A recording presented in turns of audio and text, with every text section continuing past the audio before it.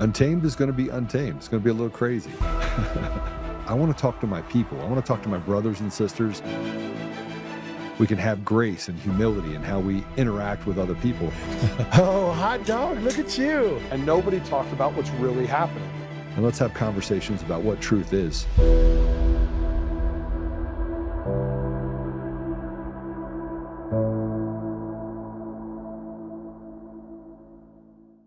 To summarize maybe the woke mind virus, it consists of creating very, very divisive identity politics. So it actually amplifies, woke mind virus, in my view, amplifies racism, amplifies, frankly, sexism, and all the isms. And while claiming to do the opposite, it actually divides people and makes them sort of hate each other, and it makes people hate themselves. And it's also anti-meritocratic. It's not like, it's not merit-based. So you want to have people succeed based on how hard they work and the talents, not who they are, whether they're man, woman, what race or gender. That stuff is all creating. It's an artificial, mental civil war that is created, and it's not. And let me tell you, it's no fun. Okay, it is like woke mind virus and fun are incompatible. There's no fun in that. No joy. Woke mind virus is all about condemning people instead of celebrating people. Like when in the woke, it just doesn't celebrate. It's all about condemning and being divisive and being I think it's just evil, frankly. Yes, the woke mind virus is alive and well. It's taken over all aspects of our lives: social media, schools, colleges, universities, the courts, politicians, television shows, you name it, it's everywhere. Hi, Pat. Hi, everyone. It's Patrick. Class is in session today. Joe's out. He gave you guys the heads up yesterday, so I'll be in the chair. He's traveling, doing what he's got to do. The dude stays busy. He will be hosting tomorrow, so everyone make sure you tune in. We got Casey, the car guy, lined up for us tomorrow. So hopefully that all works out and we'll have a great episode. But Joe will be in chair tomorrow. Thanks for joining today. I'm here. Yeah, the woke mind virus is part of what's going on in America. It's not the main problem, right? It's a portion of the problem. It's a facet of the problem. The main problem, what's going on in America today, is we're in the middle of a communist revolution. That's legitimately where we are in America today, a communist revolution. And the woke mind virus is a part of that, okay? And this communist revolution has been playing out for decades. Just mainly a lot of Americans, myself included until recently, were asleep at the wheel. We didn't understand. It took 2020 to wake everybody up with the COVID scam. And then people being canceled online, leading rise to independent media more, right? And that just gave the great awakening to the American people where, oh, the media's been lying to us. Oh, our politicians been lying to us. Why? And the more you peel it back, the more you understand where you see the money's coming from, and you see the goals of people that are pulling the strings behind it. Remember, we're unpacking this with B in our special. And we're legitimately in the middle of a communist revolution where you have those looking to put their will, no matter which way they get about doing it, into our face every day, right? And it's happening all across the board. They do it through multiple means, right? They got the social media game, the online game. They got the regular media game that just echoes and parrots what our politicians are saying. So you got the politicians out there saying what they got to say to make sure they keep driving home the communist message, even though they claim to be working in the best interest of America and Americans. We know that's not to be the case with about 98% of them in Congress, right? You also have the ground game that these communists have going on. They have their protests. They are organized. They are well-funded. They have rapid mobilization. They have signal chat groups, right? So you have kind of a... you have your people, your ground game, your kind of slight infantry group on the floor that is ready to respond to things that the government is doing, right? Specifically right now, what the government has been trying to do is mass deportations. And you saw what happened there. The communists were able to provoke some bad incidents to occur, caught on camera, 2 people were killed, and then that drove the public pressure for President Trump to back off the hardline immigration stance he was having in Minneapolis and Minnesota, specifically because of the Somali fraud that was uncovered there. But the communists know how to deal with this now, right? They acted it out, they took notes, they learned from the past, and they learned from the present. And now we're going to see what that's going to look like in the future moving forward with these organized protests. And it's still winter here in America, right? Give it some time. You know, in out west here, it's been warm. But give it some time and we'll see where the summer takes us, right? Because the communists never stop. And we're in the middle of it. And if you're going to just throw your hands up and say, I want to be left alone, well, the hell with you, basically, because you're no good. You need to actually realize that you can say you want to be left alone. They will not leave you alone. Like, that's the reality Americans need to understand, right? And it's the generation, I'll say it again, it's the generation now that has kids, those that are parents. The grandparents are separated from this. They have done their duty. They are in retirement. They don't want to be, they kind of want to know what's going on, but they don't really want to be involved in it because it is too all-consuming. And they've lived their lives, to be honest with you. I get it, right? My in-laws are great people. They hear me out. They understand what it is, but, you know, they're living their separate lives, and as they should. As they should. It is my generation's time. Okay? It is the ones that have parents now that really need to wake up. And even if you're a liberal, you have a parent, right? You think transgender rights is good. Wait till your daughter gets spiked on in a volleyball game and then winds up getting brain damage. See how you feel about trans rights in sports then. Or your daughter's wrestling in middle school or high school, and the competitor she's wrestling against, she doesn't know is a boy, and that boy is presenting to be a female, and then that student then sexually assaults your daughter by putting their fingers on your daughter's vagina in a wrestling match. Maybe then you'll wake up. Okay? But this is part of the cultural shift that the communists are trying to implore on us here in America. Right? That is just part of it. There's also an economic push, and we're going to talk about the economic fallout from communism, because we have some communistic states here in America and communistic cities. Seattle, state of Washington, Chicago, city of New York, state of New York. But the state of New York is actually pushing back a little bit more on the communist Muslim down in New York right now. Kathy Hochul. Virginia's just off the chain with what they're doing. I've seen recent reports about energy pricing going through the roof. They're gerrymandering the state 9-1, right? In a state that voted 75 to 70, 40, I'm sorry, that voted 45 to 47% Republican in the last presidential election, now is being gerrymandered down to have basically 1 vote out of 10 in the state of Virginia, right? So it's ground warfare all over the place. It is ground warfare all over the place, right? And they still push. They push their education indoctrination in schools. They talk about trans rights in schools, talk about social justice causes, right? You've seen the mass marches and protests all throughout public schools over the past couple of weeks, right? This is all by design. And the teachers' unions are behind it. NEA is behind it. And they don't want what's best for kids. They want an uninformed, unintelligent populace that does not think for themselves, that will be solely reliant on government. That's what they want out of the education system. And if you really think about it, if the education systems really wanted what's best for schools and what's best for kids, and to set kids up for the next 5, 10, 15, 20 years for success after they're done with high school, what are they doing for them? What are they actually doing for them? Are schools taking on new AI initiatives to teach kids how to use AI, how to develop AI, how to implement AI? No, doubt it, because the people in the school districts have no idea how to use AI.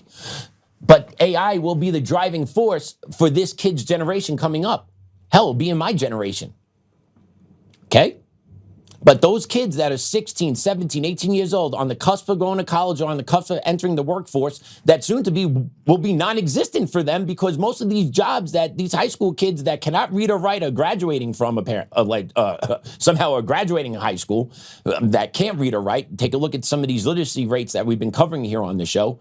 But these kids then are going to enter the workforce. But the jobs that they're going to look to take are going to be taken over because AI is going to be doing the jobs for them. So what are you going to have? You're going to have a whole bunch of angry 19, 20, 21-year-olds pissed off, no job opportunity, no future, right? Boom. Communist game. Add to their ground troops. The schools are building this for them purposefully because they're not preparing kids for what's coming next. They're preparing kids to be protesters, social justice warrior, equity advocates, anything but an informed citizen. And that's what we have now in America. And this is what we get. This is the byproduct of it. And now us as Americans, the ones that are aware and awake, we need to dig in and rise up. Okay, I fight every day. Legitimately, I'm fighting every day. I come here and I work the show. Working on this show is fighting it every day because Joe is one of the few people that are out there that are authentic, that are real, that bring the receipts to back up what he says. It is quite refreshing to work for the man every day. I do that. I'm in the middle of a federal civil rights lawsuit that every day I'm waiting to hear back on. I am in this 24/7, and it's not by choice. It wasn't by choice. The communists came for me. The communists brought me here. You know, I've been told I black pill or you know, I don't even know what that means, black pill. Like, I kind of understood what the red pill meant, but the black pill I really don't understand because what I'm doing here is I'm just speaking facts, or at least facts how I perceive them and through my lens. And that's through my 42 years of history on this planet, paired with some education, high school and college. Now I look back on, I'm like, geez, I spent all this money on college, and how much did I actually learn there? I didn't learn enough, I'll tell you that. I didn't know what I need to know. I learned most of the stuff I know now after college, which then reinforces what I've learned after college is that the education system has been hijacked to push a specific narrative. That's 100% true. That's part of the communist ground game. They did that. I was subject to it and didn't even know I was being subject to it till I woke up years later. And now I'm in this fight 24/7. I lost my job. I legitimately lost my job. Making six figures, medical care, right? Cherry Creek School District, Campus Middle School, heart of DTC, real nice, Greenwood Village, real nice area. I'm not taking guns out of schools anymore. I had to do that in my previous job. I'm not having to deal with gangbangers coming into the building, creating gang fights and having anarchy throughout the building for hours on end. True story. That stuff all happens in the public school system. Take a look at the videos that are out there. And districts that say, oh, that's not us. Yeah, I'm pretty sure you have a school or two in your district that behave this way. It's all over the place. It's all over the place. I lost my job. I went into depression. My wife saw things that she shouldn't have seen in me, right? Like I was a broken man. I had no recourse. I had no way of getting another job. I applied to 40 other jobs in education, got one phone call. You're talking about a guy that had 17 years of experience in education, 12 years as a social studies teacher, 3 years as a high school dean at Hinckley High School and Aurora Public Schools, 3 years as a dean at Campus Middle School in Cherry Creek School District. And I could not get one job in the Denver metro area, could not get one interview in the Denver metro area. Why? Because the communists came for me and the communists canceled me because I stood up for myself. That's what they do. They come for you, they will wreck your family, they will wreck your livelihood, and they won't care. And what caused all that? The love of the country caused all that. Me professing love of country in an equity training to the head of the equity department caused all this for me. And then when I get legal representation, America First Legal, we slap them with the federal lawsuit. And the district then says, yeah, we did all this to them and we have a right to do this. And then the courts out here protect them. The courts are part of the communist revolution as well, because you have your activist judges, these communist judges that hate America, that hate Americans, that hate what the Constitution stands for, and will trample on the Constitution to make sure their political ideology carries through. Communist revolution. So we're appealing up to the 10th Circuit. And we'll see what happens up there. We'll see what type of judgment we get up there. We knew we were going to get smoked at the low levels. We saw who was in front of us, Scott Valhalla. Yeah, wannabe magistrate judge. Well, he's a magistrate judge, but a wannabe federal judge, making sure he rules in any which way that favors the left, against Tina Peters, against myself, against any other cases that he has been brought before him, to make sure he scores his political points so that when next appointment rounds come, his name's on the top of the list to get a federal judgeship somewhere. Because that's how these games are played with the communists. That's what the left does, right? That when the Democrats come into power and they get to fill all these bench seats that are going to open up over the next presidency, they're going to take these radical magistrate judges that ruled a lot in their favors, because I guarantee they have scorecards on all these people, because they have these nonprofits that actually watch how these magistrate judges ruled, and they give these judges ratings. And then what the next administration is going to do, the left, is going to look at this, oh, okay, trampled on civil rights, went after Republicans, made sure that the state was right in everything that they did. Oh, okay, boom. Appoint. And then they'll get through real quick, because the Democrats don't waste any time in Congress infighting amongst each other when they're looking to legislate their political agenda. These judges will get confirmed, and you'll have more of the courts taken over. Boom. Okay? If that's blackpilling you, I am sorry, but that is how it works. That is the reality of the political system in which we live and operate in. And that's the system that is supposed to toe the line and make sure that we are treated fairly.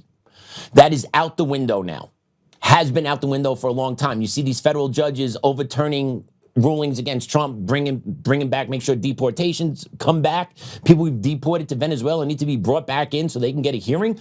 I can't even get a hearing in this country. And the best part is the school district that I'm suing, Cherry Creek School District, admitted in federal paperwork that they did fire me for what I said. So everything I actually claimed that they did to me in a federal lawsuit, they acknowledge in a federal lawsuit. And I still can't get a hearing here in America. You're telling me the communists take over our courts isn't real, or blackpilling is too hard? I don't know what to tell you. This is the reality in which we live.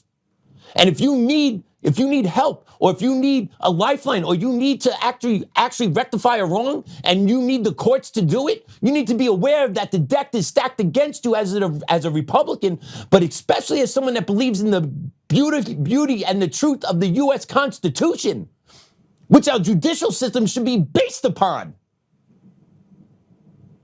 Communist revolution taking over this country, every which way we look at it. So yeah, I was in depression. I sought mental health support. And then you know what happened? I couldn't afford it because insurance. I thought it'd actually be less than what it was, and it wasn't. And then my wife is working 50 hours a week. I'm driving freaking Uber Eats and doing front desk work at Achieve Sports. And don't get me wrong, I appreciate the work that Achieve gave me. They just couldn't give me more of it. And it allowed me to bring some money to my family, but it wasn't enough to pay bills.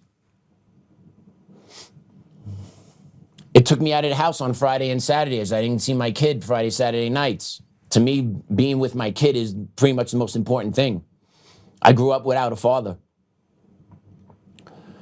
So it's important to me to be around my kid, because I want my kid to have his dad in his life, and I want to be in my kid's life. And I also want that beautiful, beautiful boy who is turning 4 today. His birthday is today. He is 4 years old. I want that kid to feel safe in this country. And if we continue allowing this communist revolution to take over, he will not be safe in this country. He will have a target on his back. He will become part of the have-nots, right? Because that's what the communists are looking to do. Class warfare, social warfare, destroy us, turn us against each other, beat us down until we're nothing and dust. And they're sitting up top. Where has communism succeeded? Where's democratic socialism or democratic socialism succeeded? Nowhere. It hasn't succeeded. What it's left in its wake with pushing socialism and communism, millions of deaths. Millions of deaths. Right? And it's coming here. It is here. It's within our walls. And there's only so much we could do as everyday citizens. We could be prepared. We could be physically ready. We could be mentally ready. We could have food resources. We could have water resources. We could make sure we have backup electronics. We have Starlink. We have generators, right? We have all that.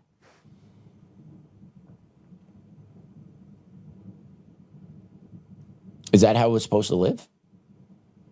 Is that how we're supposed to live in America because of the fear of what's going to happen to us because of our political beliefs?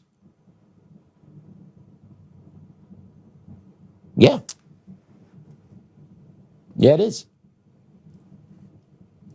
And it's in your face every day. Remember the vaccine mandates? All these Democratic blue cities and states, they fired medical professionals if they refused to put an untested vaccine in their bodies. They didn't give a shit.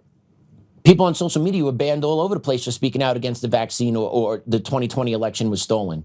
Gone, right? We have had the taste of it. Don't think it won't come back. Don't think it won't come back 100 times harder. It's not gone. It's not dormant. It's not sleeping. They're just fighting different aspects now, right? They're fighting it on social media. They're fighting it on the streets. And they're actually ramming through their agendas where they can. Communist revolution. They're not Democrats. They're communists. Okay? And right on cue, just to prove just how diabolical these people are, right on cue, after the most recent trans shooting, one in Canada, that very hush-hush over down here in America about, awful shooting up in Canada. If you guys looked into it, I believe 10 students shot and killed, over 20 injured. And then we just had the shooting at the ice rink at a high school game by another trans confused person. Well, Democrat rep Jayapal,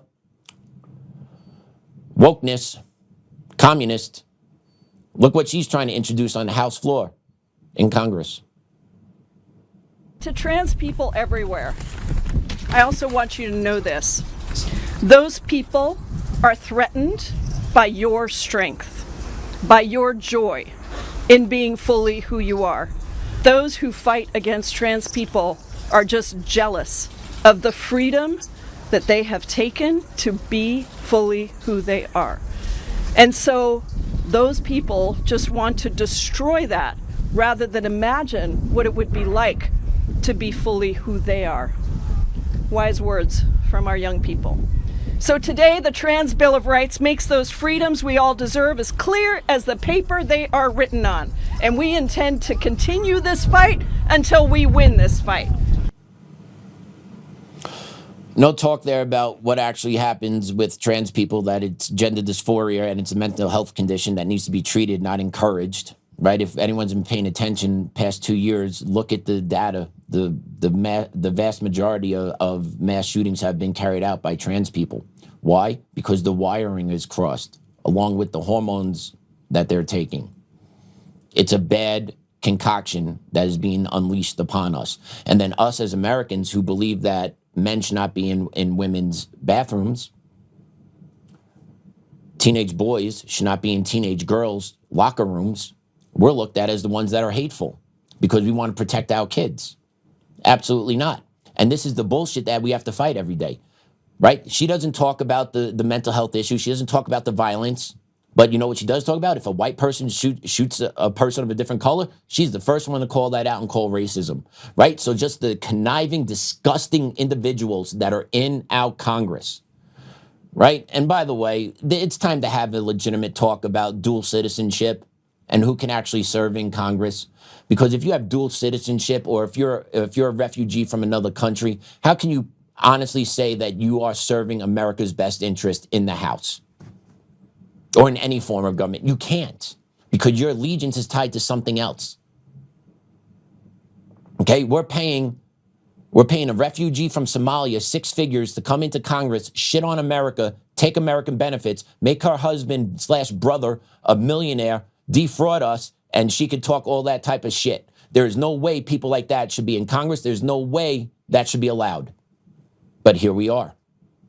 Here we are, because we have been weak for a long time. We have been controlled for a long time, because the special interests are the ones that control Washington. It's not what's in the better interest of Americans, everyday folks that go to work 8, 9, 10, 15 hours a day. It's never about us. It's never about us. It's always about them. It's always about them and what their special interests want and who's cutting a check to them to make sure, oh, thank you. Oh, my brother can work at your company? Thank you so much. I'll make sure that legislation gets out there. Right? Special interests have corroded away the fabric of America. And now us as everyday Americans that are aware of this, we feel powerless. Also because our election systems are hijacked. So even now that we're aware of it, we can't rectify it because the elections are corrupt. What do we do about that as Americans? Right, Jeff? I'm not trying to black pill. But what do we do?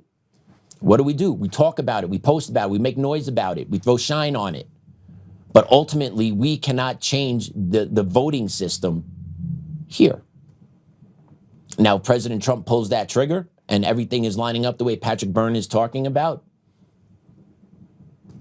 then headway can be made. But until that lever is removed, until we rectify the election system in this country, get rid of mail-in ballots, require voter ID, local precinct counting, we don't need to send it electronically anywhere, we don't need to store anything electronically or ship it anywhere.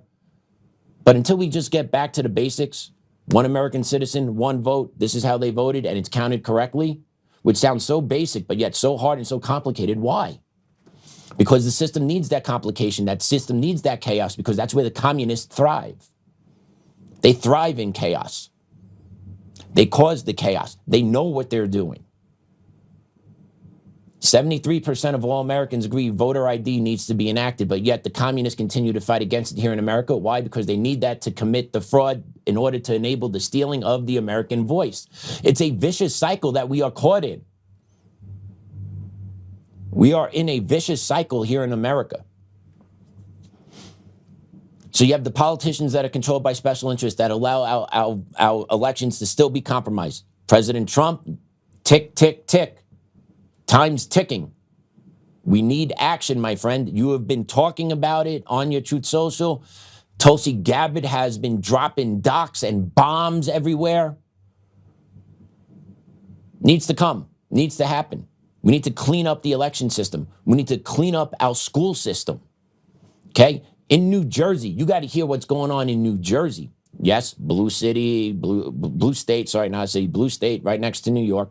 But a lot of people in New Jersey are not Democrats.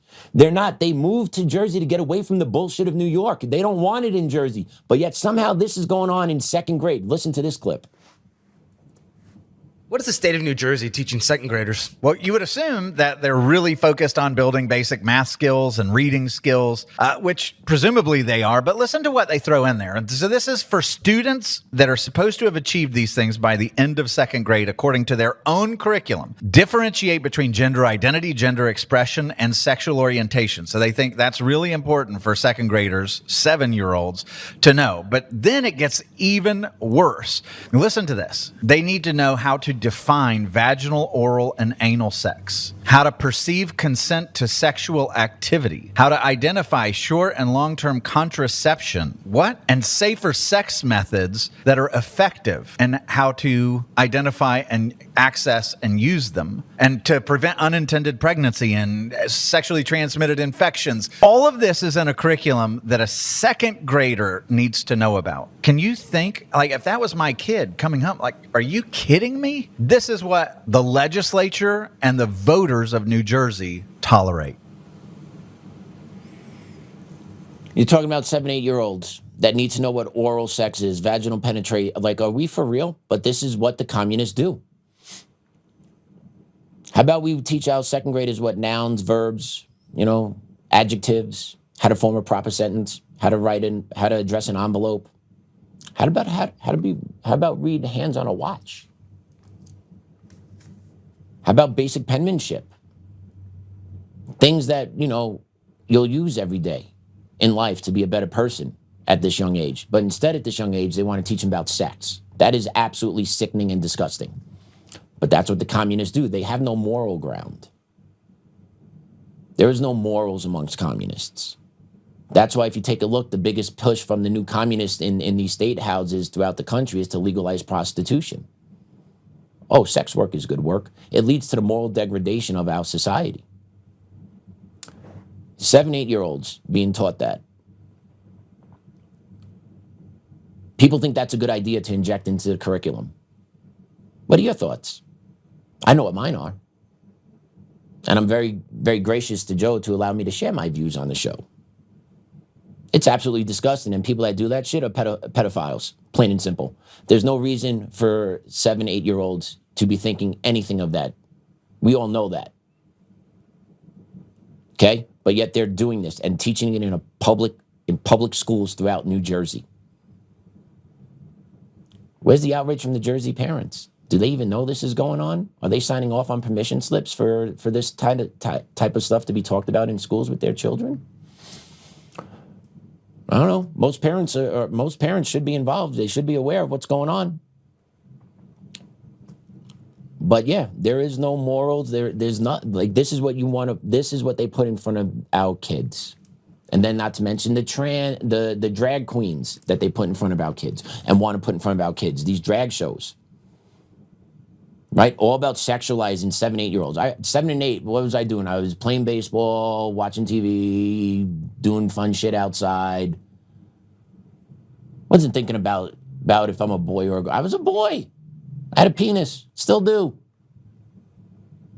Not going anywhere. But this is what they're doing to the kids because they want these kids to be so corrupt. They want these kids to not have morals. They want these kids to be so confused that all they have is to rely on government. That's what they want.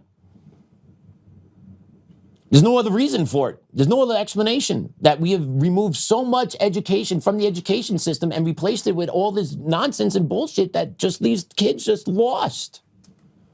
While the parents are working full time. Get to see them a little bit in the morning, a little bit at night, right? So the school system just takes them over and they believe they can and they do. And then in the school systems, you get this stuff injected. You get the I Hate America injected. You get DEI injected, right? And these kids get all concocted up, especially if you don't have the principles being instilled in you at home by your parents. You're creating a very dangerous cocktail for the future of America. And if you want to take a look at what that's proceeding, take a look at this guy. This guy's amazing. What would you say to people who are in America who chant death to America? I support you. When I hear death to America, I don't believe death to Americans. I believe death to American democracy as it is, which has failed us in recent history. What system would you replace democracy with? Some form of democratic socialism, I think, would be helpful. That's a scholar right there. That's a scholar right there. I don't wish death to Americans, just death to America. Okay, well, if you wish death to America, you are wishing death to Americans because there are Americans that will die for America to be preserved. And Pudgy Boy over there looks like he'll be light work for a lot of us. But this is the trash that gets produced through the school systems, through 10, 12 years of indoctrination, of being told America is systemically racist, America is systemically oppressive, the communism and democratic socialism is a better way. But never talk about the bloodiness battles and the ones that have been killed in the millions in the name of democratic socialism, in the name of communism. Never talk about it. These systems don't work. Okay? And if you're looking to fundamentally change how this government governs its people, there will be millions of people out on the streets. It will become a full-fledged civil war. So if you're talking about you want to get rid of American democracy and take away what has made America great, right? Because with that, you got to do away with the Constitution. You got to do with the Bill of Rights, right? It's not just flipping a switch. You are now changing the fundamental rights of us as Americans, which, mind you, don't come from our government. They come from God. And communists 100% hate that fact, and they will do anything and everything to remove that fact from our knowledge and existence. Public school system, indoctrination camps, leading to mental retards and mental midgets being social justice warriors, saying stupid stuff like this, which have no idea what the ramifications would lead to.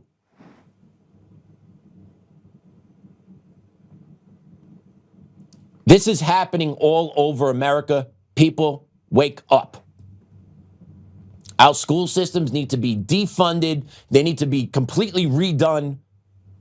It needs to be turned back over to the parents. Parents actually need to organize and understand how their school districts work. School districts are predominantly dominated by their local school boards. Know who your school board members are. Look and ask your school board members, who funded your campaign? Where did those funds come from? Why are you running? okay? Because these school boards are dominated by communists that are bankrolled by NGOs that are taking left-leaning money and transforming school districts overnight, and parents are looking around, how'd that happen? It happened because the communists know how to use our system against us, and we've been lulled to sleep for so long as Americans trust in America, trust in America. You are getting screwed, and your kids are going to pay the ultimate price.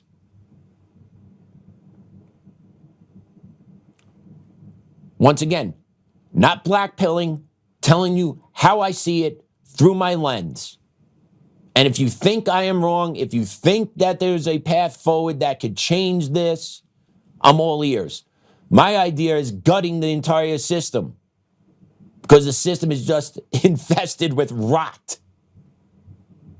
Pulling your kid out of the public school system and bankrupting your school district is the way to go. Unfortunately, most families don't have that opportunity because it takes two now to provide.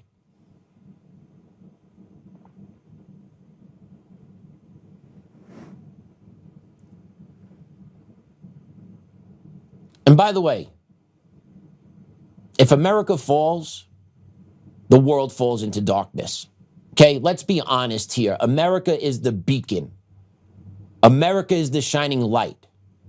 America is the country that every country aspires to be. America is the country that everyone aspires to go to. And if this country falls, the world falls into darkness, into chaos. America is that shining light still.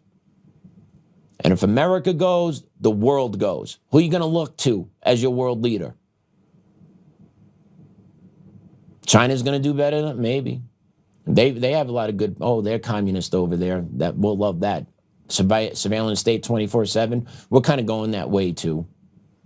Okay, so maybe China becomes the new world leader, and then that's going to look real good.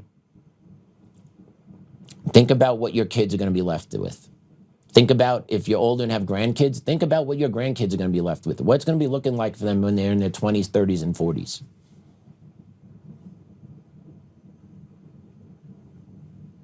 Okay, don't forget, you had the Russian Revolution that occurred. You had China. You had Cuba, Vietnam. Millions of people had died fighting communism. Why?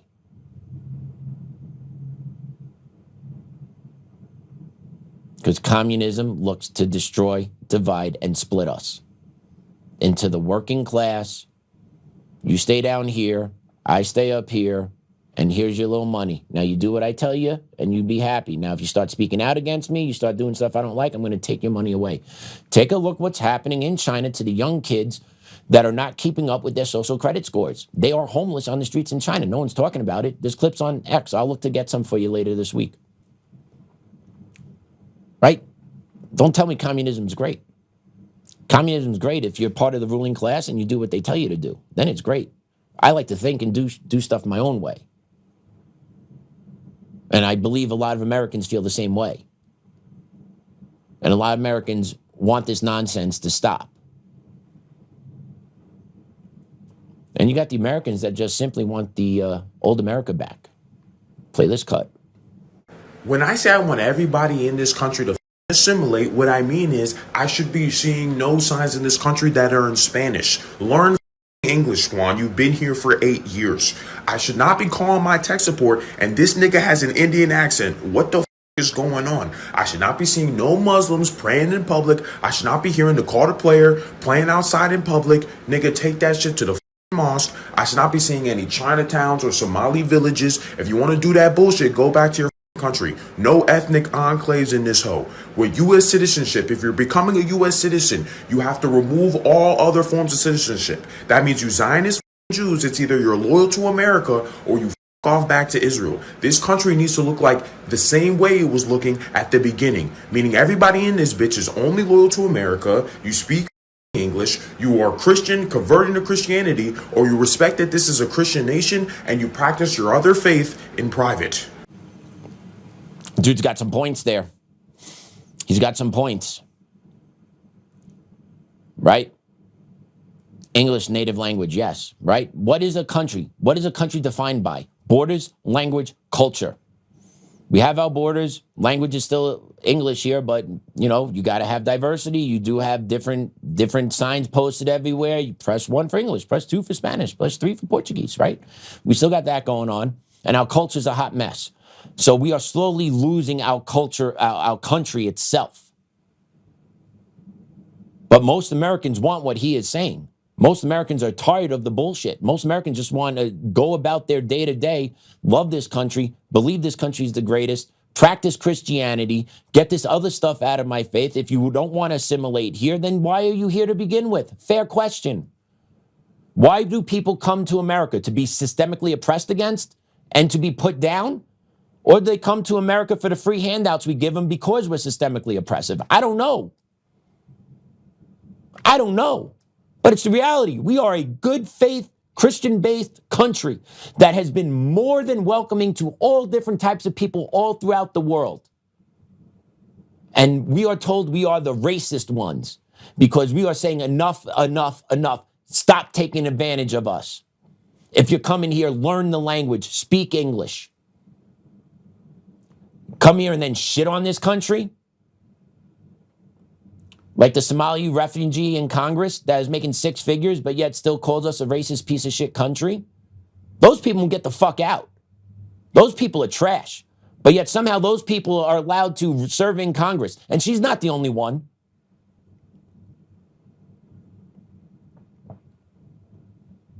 And then you got this beaut. This lady who came here to America. I came here for the money. All right. Why?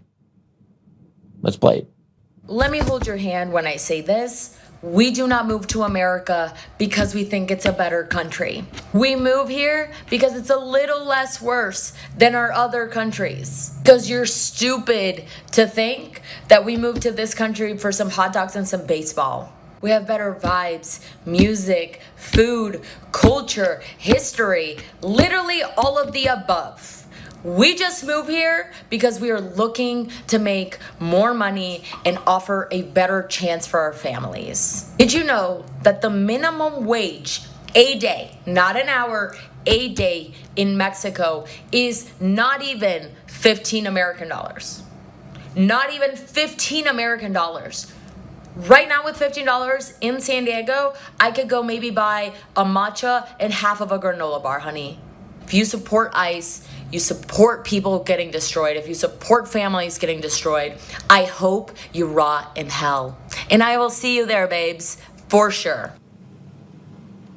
You hear that, Butte? A little not as worse as my other country. Come here to offer a little bit better life. It sounds like we're a better fucking country.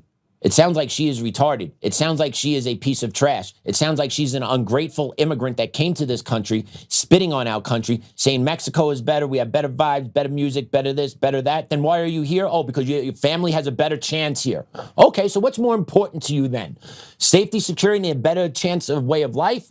Or my music, my culture, my vibes? Which, by the way, you still have here in America. But these are the morons that are out there, and we give them time, and they talk about our country this way. She needs to go. Like, are we for real? We tolerate this ridiculousness. What other countries can we fly into, immigrate to, then talk shit about, and then that country's going to be okay with us staying there? Please tell me. Please tell me. That go over well in China? No. Go over well in Qatar? No.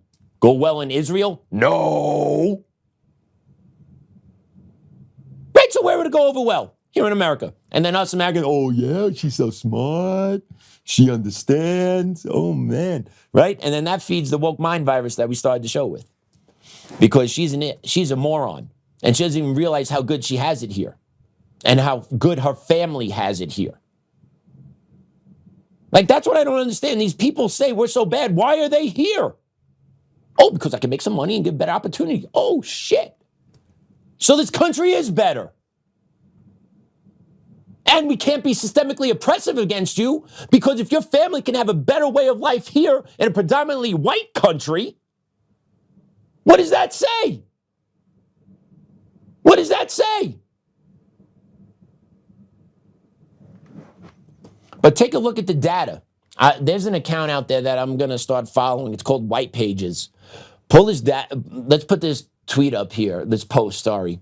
White Pages Policy Institute, 23% of all Mexicans live in the United States, around 39 million.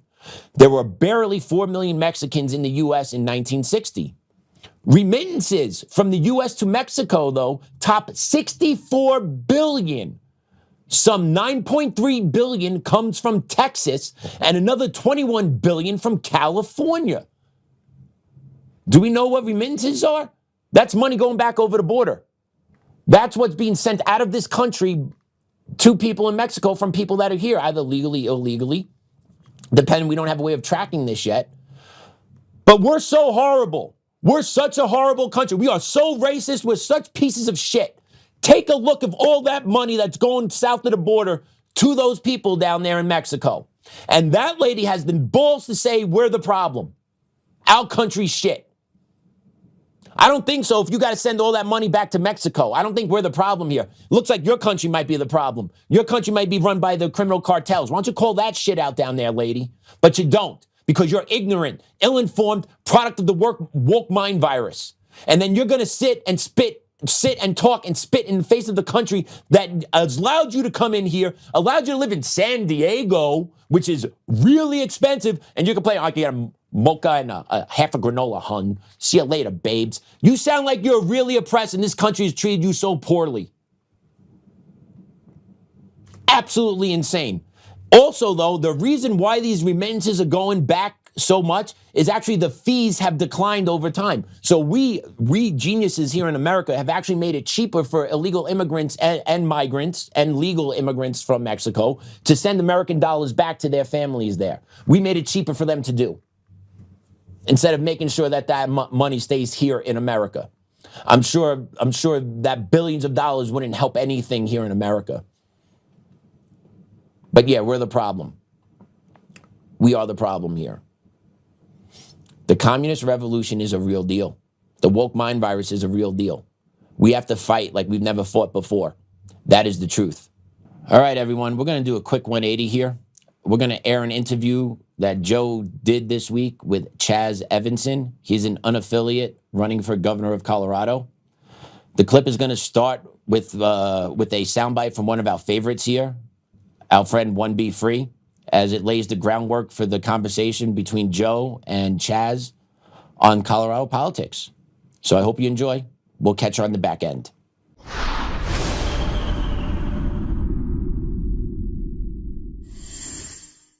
People keep telling me that I'm making up the whole Vaughn Kennedy thing. No, Victor Marx is not Victor Marx. It's actually Vaughn Kennedy, and I'm going to prove it, and I'm going to prove it with Holly.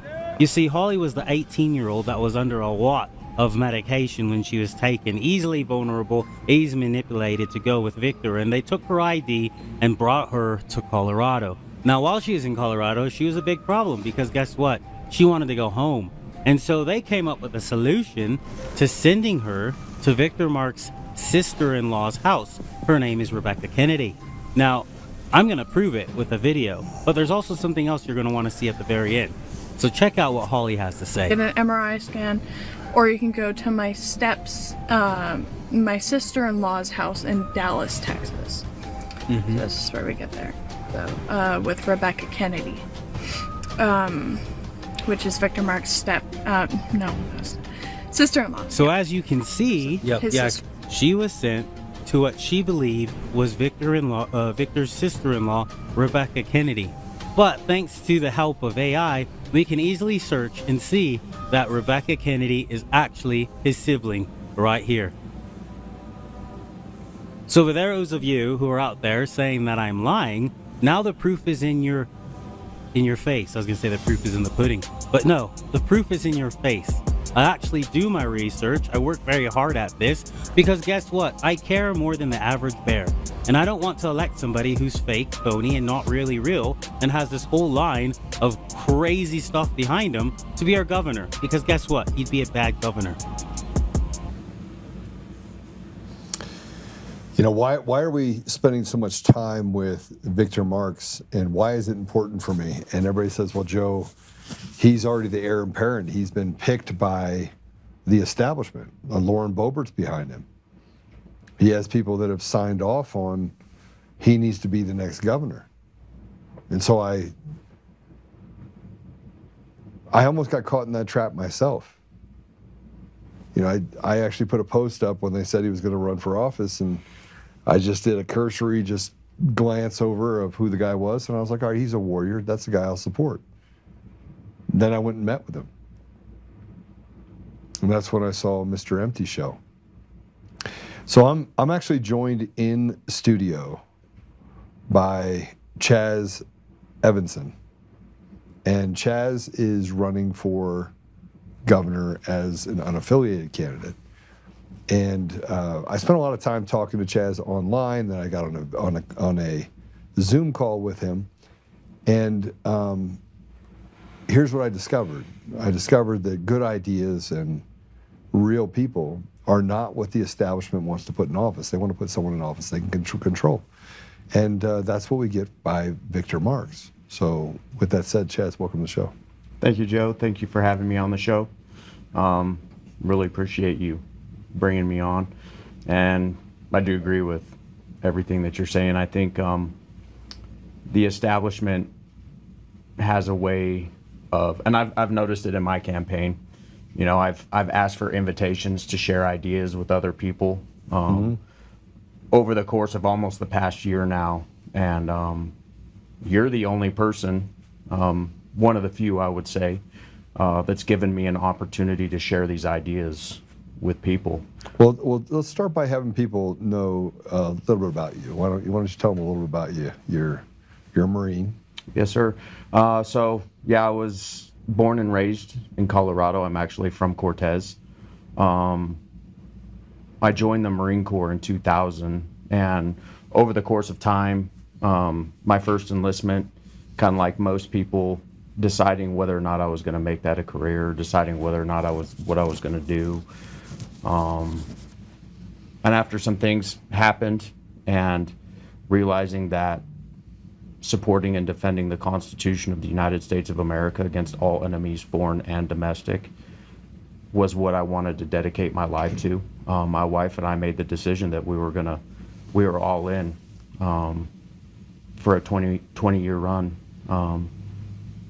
And so that's part of the reason why I'm here too, is because what I've recognized since I've retired is, you know, as you're going out and you're fighting these enemies overseas, trying to keep the wolf from getting inside of the sheep's pen, and then retiring, I would say when you're in the Marine Corps, or in the military, you're kind of in a little bubble in so many ways. And it's not necessarily a bad thing, but you're like hyper-focused on national defense, national security. And so that's your job. I mean, that's right. And so it's important because you don't want to be distracted from that. You need to be laser focused. And then upon retirement, when I moved to Colorado, recognizing that the enemy is actually inside Colorado. And I think, you know, one of Sun Tzu's things is all war is deception. When you read his first writing in The Art of War, and recognizing that a lot of us have been deceived, and when your eyes are open to the deception, you have a choice. You go after the people that are doing the deceiving to restore Colorado, or you don't. I mean, there's really no middle ground, I guess. Well, we have a theme song for Colorado. I figured I'd start it this way, so then we can get to some of your policies and things that you believe. I believe that largely the Democrats, Republicans, Independents have all been left behind by inadequate and selected leadership that frankly have done real harm to the people of not just Colorado, but people around the country.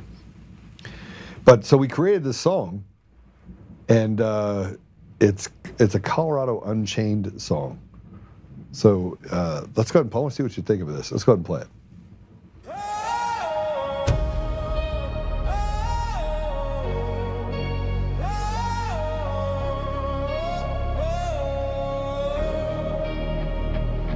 God help Colorado, land of the free no more. Chains on the people, from the plains to the western shore. Leaders lost their way in a liberal haze. Time to rise up, set the Rockies ablaze. Colorado's bleeding, high crime on the streets. Denver's a war zone, can't walk without defeat. Immigrants pouring in, gangs like Trendy Agua run wild. Crimes unchecked, our safety defiled. Roads are crumbling, potholes everywhere. Taxes sky high, but they don't seem to care. Tables under siege, refunds disappearing fast. Liberal schemes stealing our cash at last. God help Colorado, we real leaders now. Tina Peters locked up a prison somehow for fighting the steel, standing tall and true. Polis barring with Trump, but he's looking like a fool. High taxes crushing families on the brink. Crime waves crashing. What do you think?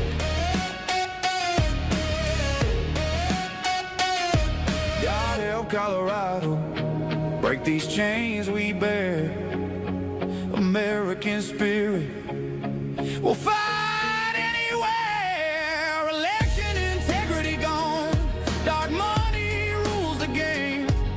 Homeless camps brawling, drugs fuel the flame. Polarized politics, Green Deal sell us out, but hope's on the horizon, no doubt. God help Colorado, we need leaders now. Tina Peters locked up a prison somehow for fighting the steel, standing tall and true. Police barring with Trump, but he's looking like a fool. High taxes crushing families on the brink. Crime waves crashing. What do you think? God help Colorado, break these chains we bear. American spirit will fight anywhere. Trump don't make idle threats, they're all going down. Colorado rising, taking back the crown. God help Colorado, but we're fighting through. Red, white, and blue, forever true.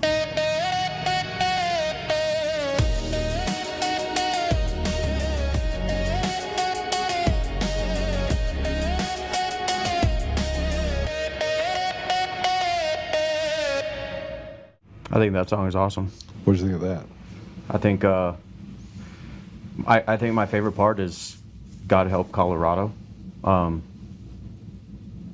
God is the one who can restore us. I think I always say, but God, right? I mean, you look at what happened with President Trump getting elected, and it was but God. I mean, everybody's like, it couldn't happen. There's no way that he could be reelected. That he went from felony counts and multiple court cases and to winning the presidency, and them having to basically wipe all those away. What does that tell you about our system? I think our system, my perspective on the system is similar to yours. The whole system's been corrupted. And I think a lot of times what we're doing is we're trying to, instead of restoring the system back to its original intent, we keep trying to work within the broken system. My take on it is all these things we're experiencing with election integrity, vagrancy, with crime, like all this illegal immigrants invading our nation, are all symptomatic of a root cause of a problem. And the root cause of the problem is we've departed from, we say we're one nation under God, where I think our nation at large, and sometimes the state, the government has tried to make itself God, and we've kind of departed for that. So a restoration of our godly heritage, but going back to constitutional principle of the original intent of the Constitution.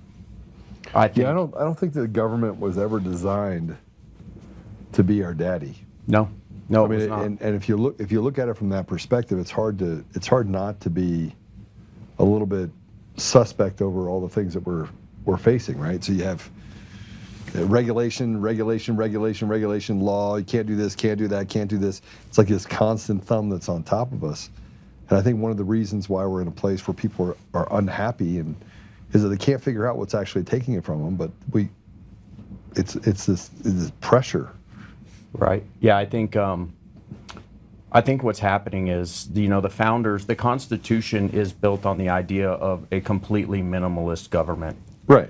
And the founders layers of it. Right. And the founders believed that people had to be self-governing, so disciplined from within, where they would say that only a virtuous people can be a free people. The more vicious people become, the more need of masters they have. And so when you're thinking about that contextually, all these people knew the Bible inside and out. Over 30% of the direct quotes and the ideas for our Constitution came from the Bible, and then you have the New Testament.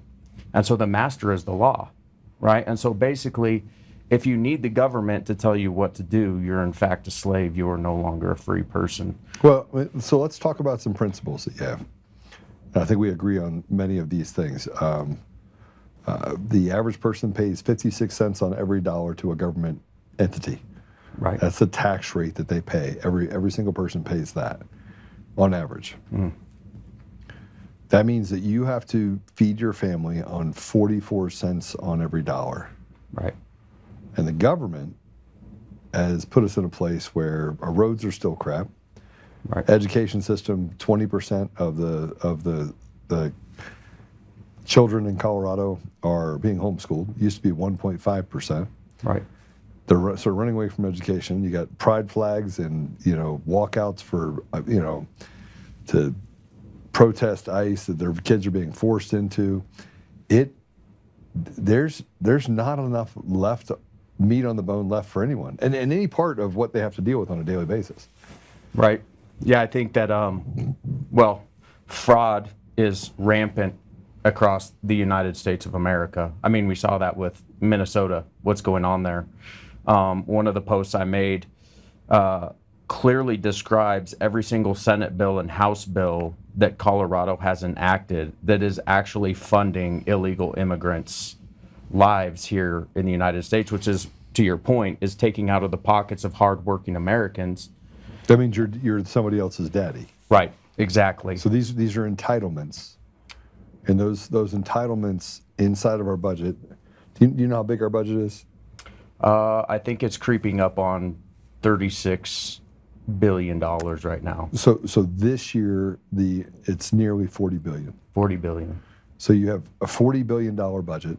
How much of that do you think goes to unmandated entitlements? In other words, entitlements for people that are not American. Half of it, probably. So it's about $7 billion. Now that doesn't count the entitlements to nonprofits, NGOs, right, things like that. So these are things that right away you could cut out. Yep. And you would say, well, then how are they going to eat? So how are those people going to eat? But that's really not where that money goes. Right. You get free health care, free child care. The average American doesn't get that. It costs $1,500 to $2,000. The average Coloradan does not get that. It's $1,500 to $2,000 a month for one child. Right. I think, the idea that I think there's this we framed this as a sympathetic thing to do for some people. Mm-hmm.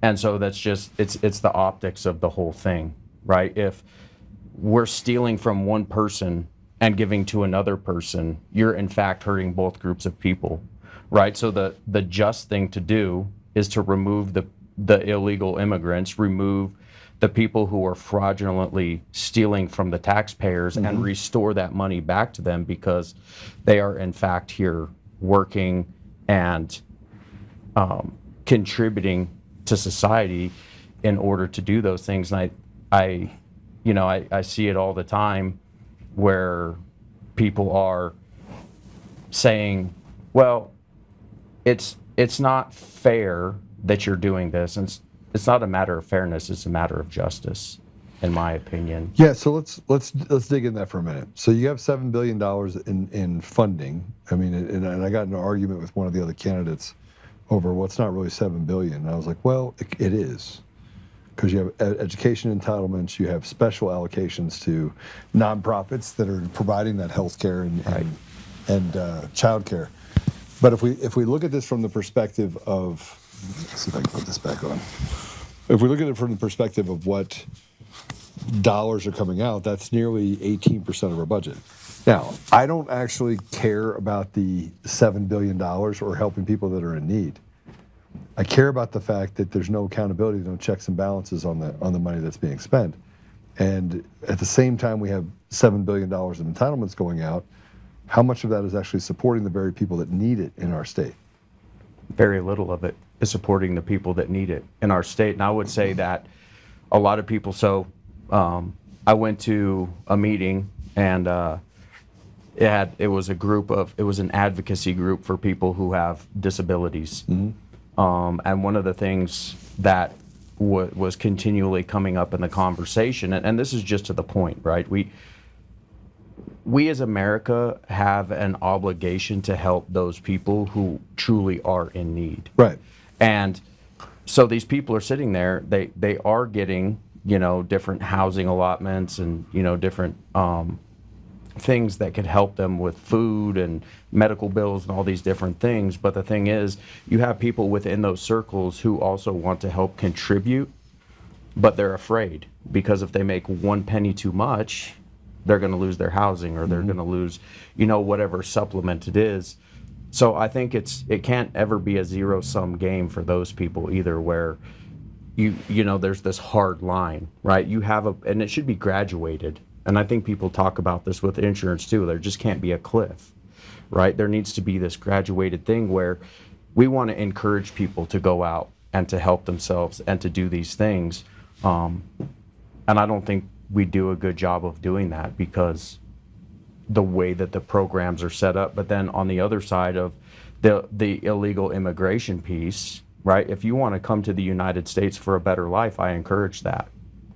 But you can't come into the United States illegally and then expect the people of the United States to fund your life here and then get mad when they refuse to do that. That would be like me having the government say, oh, well, you can have these people live in your house. They can eat your food, they can do these things, but you can't throw them out. Okay, so this gets back to, are we just a big, huge slave colony? I mean, it's the United States, because remember, we have what is it, $600 billion? So I'm going to redo this real quick. We have $600 billion that we send to different countries, on average, a part of our budget, to other nations. We give money to 108 different countries. And so we're doing the same thing here. And we fund that as well on the federal side. This is, obviously, we're talking about state and federal and the things that happen within Colorado. But, I mean... Well, I have ideas on why the border was just left wide open, right? I believe the border was left wide open because these people want to influence elections, right? They want to get these people to come in here. Colorado itself has laws that allow people who are illegal immigrants to get ID cards. Right. But also on the other side of that, I do believe that there are, I mean, you can go anywhere and you can look at how illegal immigrants are employed, right? They are being treated as slaves, right? They're being threatened. They're not making a fair wage, even if they are here. Well, I mean, I would argue that they can get paid under the table, right? And on top of that, receive entitlements. So they're actually not getting taxed. Some are getting taxed, but a vast majority of them are not being taxed. They're getting all the entitlements that they get from the state, and so it's like they can. Right. The average person in Colorado makes $55,000 a year. They're getting $55,000 tax-free, plus they can go over here and make a job making $40,000. They're making $90,000 a year, driving nicer cars than many Americans do, and being able to game a system that allows for them to have more than we have. No, I agree with that 100%. Yeah, I see the same things happening, and you know it's not about being nice. Right. It's about justice. Right. Justice is, and that's part of the problem, is these words nice and fair. I tell people all the time, I tell my kids all the time, life isn't fair. No, it's not fair. Life is not fair for anybody. And so what we have to understand, there's a difference between fairness and justice. Justice is a system that rewards the good and punishes the evil. Yeah. The government literally exists to do three things: to protect life, to protect liberty, and to protect property.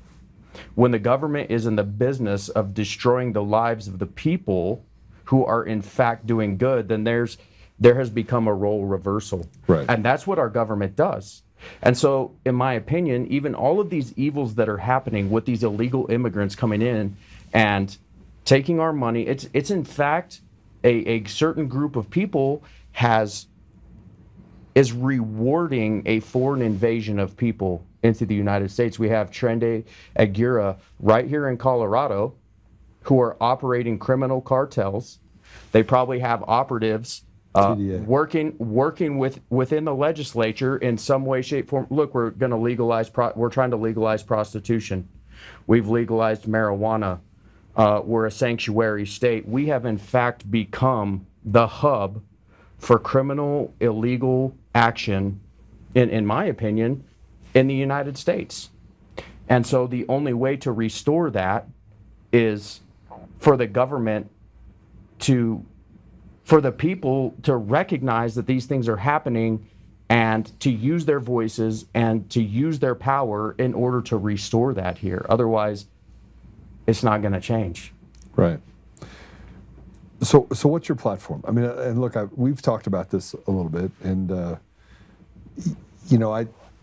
I think that the powers to be that want to choose the person that runs Colorado so they can control the outflow of money. It's a lucrative business. Politics are very lucrative. Yes, it is. But what's the platform? How do we square the peg of you're running as an independent, Republicans, Democrats, Independents, everyone is unhappy? Would you agree with that? I would agree with that. I would say that my platform, and I want to talk specifically to the Democrats, Republicans, Independents unhappy. I want to speak to three things first. Number one is a restoration. Colorado needs a restoration of its godly heritage, right? This nation was founded on certain principles. When the founders wrote the Declaration of Independence, we all know it, but I think sometimes we think that those are unachievable goals. But they're absolutely achievable. This nation is founded on the idea that there are certain truths that we know to be absolutely true, that men are endowed by their Creator with certain unalienable rights: equality, life, liberty, and the ability to own property. Those things absolutely have to be restored. The idea that our rights don't come from government, but they come from our Creator. Those are absolutely imperative, because when people start to believe that their rights come from men, that's when our rights go away. All right, so how in a world where TikTok videos, 1 minute videos, 2 minute videos, 3 minute rule the day, that's where people get their news. Right. And they believe it. They believe these 1 minute, 2 minute TikTok videos. How in a world of that do you communicate to that the idea of let's get back to restoration when a family can't feed themselves? Yeah, I think number one, I think a lot of people, and we're seeing it in this election too, people are motivated by emotion a lot of times. And so, these social media platforms and algorithms will just feed to their emotion. But helping people understand how restoring these things can help them financially, can help them have their kids in a school system that's not going to abuse them, can help them do these things. I think that's important. The messaging, obviously can be difficult, but I think once people realize that that the system has gone so far that it has to be completely restored. If it's like having cancer, right? If I have all of these symptoms, right, we could call this departure from constitutional principle, right? We could call that cancer. Yeah, you could. And so then all of these symptoms are, tax extortion by the government, or allowing, the government punishing the good and rewarding the evil, the whole list of things we already talked about, you could say those are the symptoms. And yes, we absolutely have to address those. But telling people that if you go to the oncologist and the oncologist says to you, look, you have all these, we know you have cancer, but we're not going to treat the cancer, we're just going to treat these symptoms. No one's going to agree with that. Right. Because everybody recognizes immediately the only way to fix the symptoms is to cure the cancer. Right. And so two things can be true at once. We have to treat the cancer while we're also dealing with the symptoms. Yeah, but you know how hard it is to cut yourself away from the Stockholm syndrome, right? So that if we turn off all these valves, what is it going to do to our society? We saw with the shutdown, with the government shutdown, essential services stayed open, 90% of the government was closed. It had no effect on the lives of any Americans. Same thing can be said for what's happening in Colorado. We have a bloated budget that's nearly 300 times or 300% more than what it was nearly 8 years ago. And we're sitting on now a deficit of nearly $1 billion. And they've used that as a dog whistle. But the reality of it is that nobody really is, your head's spinning, you're trying to figure out, oh, you can't do this, can't do that. They scare the public into following these rules and saying, hey, we're out of money, we need more money. Well, in people's minds, you're almost $1 billion in the hole. They think somebody somewhere is going to pull the plug out of the wall and they're going to die, which is not true, right? No, so, that is absolutely not true. And I think, sorry, I didn't mean to cut you. No, go ahead. I was just going to say that I think the people, and this is something we've talked about, the people retain the power. But I think the problem is people are listening too much to the algorithms in their social media posts and then their different things. And I think we can, as people, and I think there are more people that aren't afraid to just let it go. Right, and it's the fear-mongering campaigns that happen. Like, if you don't continue to fund the beast, then all of these bad things are going to happen. And I think it is a very poignant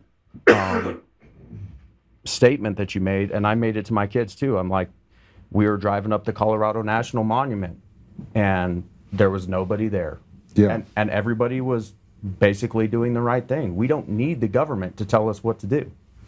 Yeah, I mean, look, you have bad actors that have been bad for so long, and I think that, as we start peeling back the onion and getting to a place where,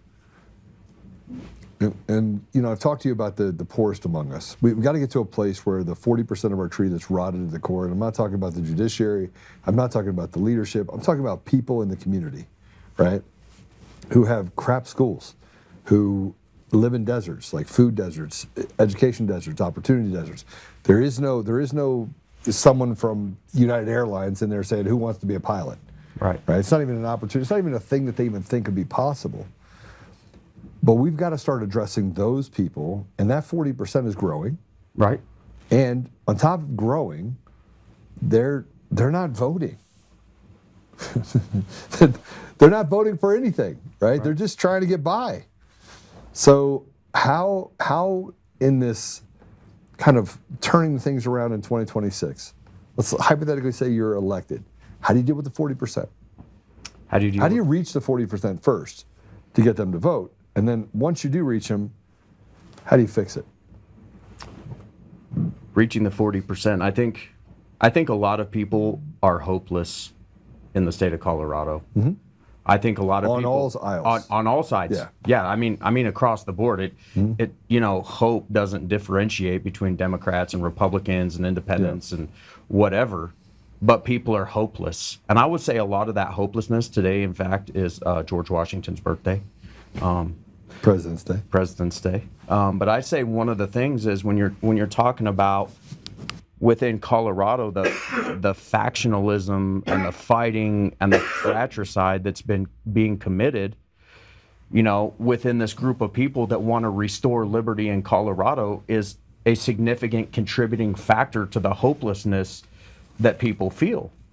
And so, if they could see a group of people who were in fact working together under principle, right? Our rights come from God. Government exists to secure those rights of equality, life, liberty, and property, and that the people are the rightful masters of the government. If they could see people working towards those three priorities, I think because the people that I talk to normally, because I don't go to the Republican forums or the Democrat forums because I'm an independent, you know, I'm kind of stiff-armed out of those things. So a lot of the people I talk to are regular people, and they see the same things that I see, and they feel the same things that I feel. I'm literally a regular dude. I'm not a podcaster or social media guy or anything else. And no, it's no admonition, but what I'm saying is, like, I'm coming from the group of regular people, and I'm trying to tell all these people that these are the things that we see and these are the things that we feel, and it feels hopeless. Yeah. Because all the people, and it's mind-boggling to me, and actually the enemy has devised a plan to intentionally fracture this movement because we're so busy fighting ourselves. Yeah. That they don't even have to fight us. We're engaging ourselves when, in fact, what we should be doing is unifying an effort within these principally aligned patriots and bringing the fight to the enemy. And I would say that's going to get you a lot of support. And I would say once you get into office, you know, again, two things can be true. People have to know that the reason why they're suffering is because the machine is out of control. The only way to solve the suffering is to fix the machine, and the outcomes will be better. But those two things can be happening concurrently. So you restore those principles, then you reform the government. We need an electoral college. We need a ratification system in Colorado, and we need to change our elected. We have most of the counties. Well, first we got to get rid of machines and mail-in ballots. Let's start there. If we don't get rid of machines and mail-in ballots, and we don't get to a place where we have voter rolls that are clean, and where we have Americans that are voting, and we don't rip the apparatus away from people that frankly are I mean, all the county clerks and recorders across Colorado are all retarded. They're all retarded, except for a couple, because they're like, oh, there's nothing wrong with machines, because they're parroting the Matt Crane narrative. Right, and I think that goes back to your fear-mongering, right? I think that the government, right, through these like shadow political and civic action committees have basically instilled a level of fear into these people that they're unwilling to speak up. Even if they believe something to be true, they won't say it because they're afraid. And so I do agree with you that the voting machines, it's been proven over and over again that the voting machines, there's multiple things going on. They have people on the voter rolls that shouldn't be there, and they're somehow voting. They're taking votes of people who would have voted one way, and they're flipping them another way. So yeah, I do agree with that, you know, but part of that's going back to that constitutional principle. And there are some things I think that when you're talking about, it's interesting. I was at a high school debate competition a few weeks ago, and their Lincoln Douglas debate was really interesting. It was incrementalism versus radicalism, and which one of those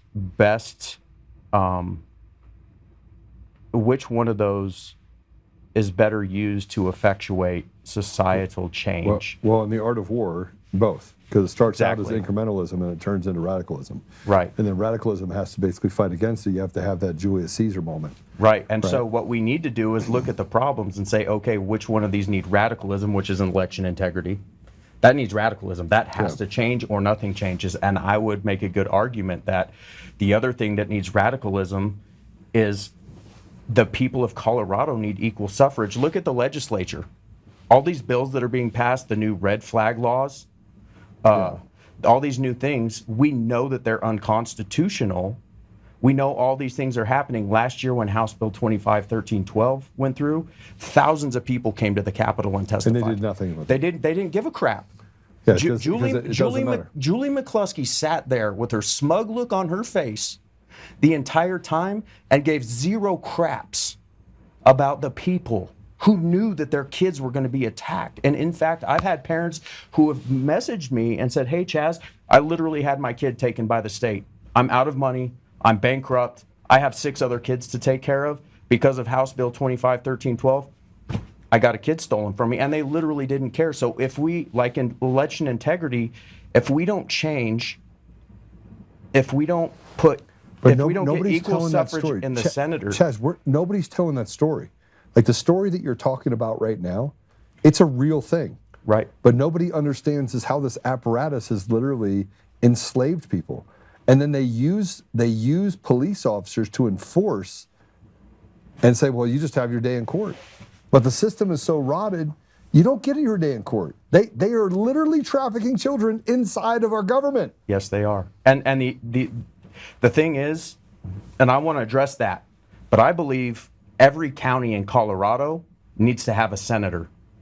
The 35 senator thing is not working. We do not get equal suffrage. If you look at the 2024 election with President Trump, 64 counties in Colorado, 55 of them are conservative.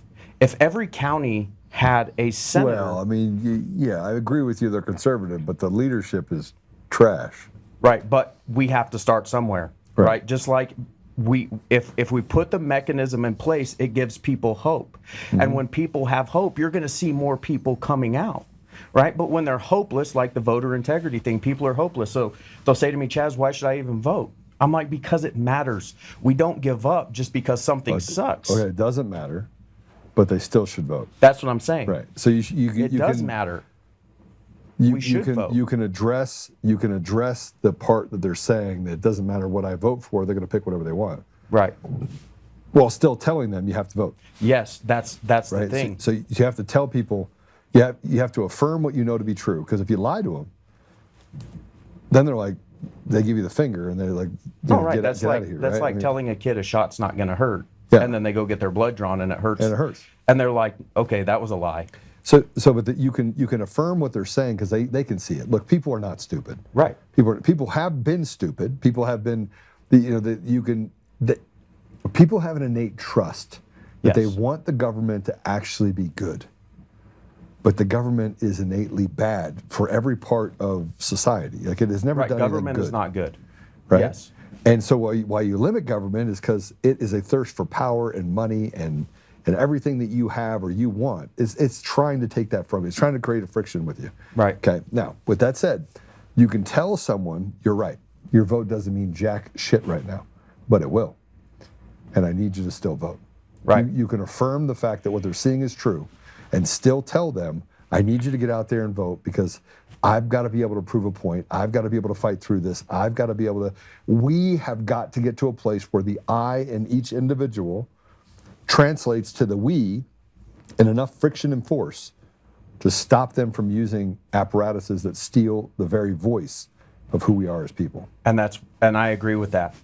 And I would say if we fix election integrity, but we do not reform our Constitution to give people equal suffrage, nothing will still change. So it's a two-part thing. Two things can be true at once. We need to fix election integrity, but the Colorado Constitution is actually unconstitutional. Article 4, Section 4 of the federal Constitution guarantees to every state a Republican form of government, not the party, the form, which this would be a long discussion, but it has to, you have to compare and contrast that with the Constitutional Convention of 1787 to understand what that looks like and why we have a bicameral legislature. Well, most people don't understand our law system, our the structure. But so two things have to happen. We have to guarantee them, we can't lie to them, that if we do this radical thing and fix election integrity, your vote will once again mean something. Yeah. And two, when your vote means something, then the government will actually do what you're asking it to do, because right now it will not. It will not. It's just like what's going on with Donald Trump. He has all these good executive orders, right? All of these things are good. Yeah. And we know they're good.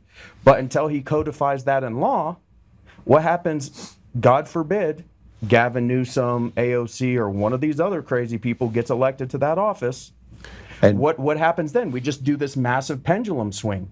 And so the people are hopeless because they're like, I'm going to suffer no matter what. It's tribal warfare. You have these two groups that are fighting over power, and then you have this middle group, which is people like me, whose lives are being wrecked. It doesn't matter who's in office, it's going to go this way, and our lives are just, it's like raking fire with a machine gun. Two positions just raking over the middle ground, and it's us. Yeah, so what you're saying, I feel. And I feel it because I'm like an elephant that can't. I can remember where I came from, remember where I am now, and I see this disparity in between of the journey it took me to get there. And some people would say, Joe, was it worth it? And I would say, man, it was. I've had a blessed life, but man, I had to fight every which way to get there, right? What you're saying makes sense. You know, put a senator in every county. That means we have equal representation for every county. There's somebody that is representing them here, not 3 counties, 1 person. Every county has a different rule or a different set of things that they need. It's 1 representative per county. I agree with that, okay? I agree with that fully.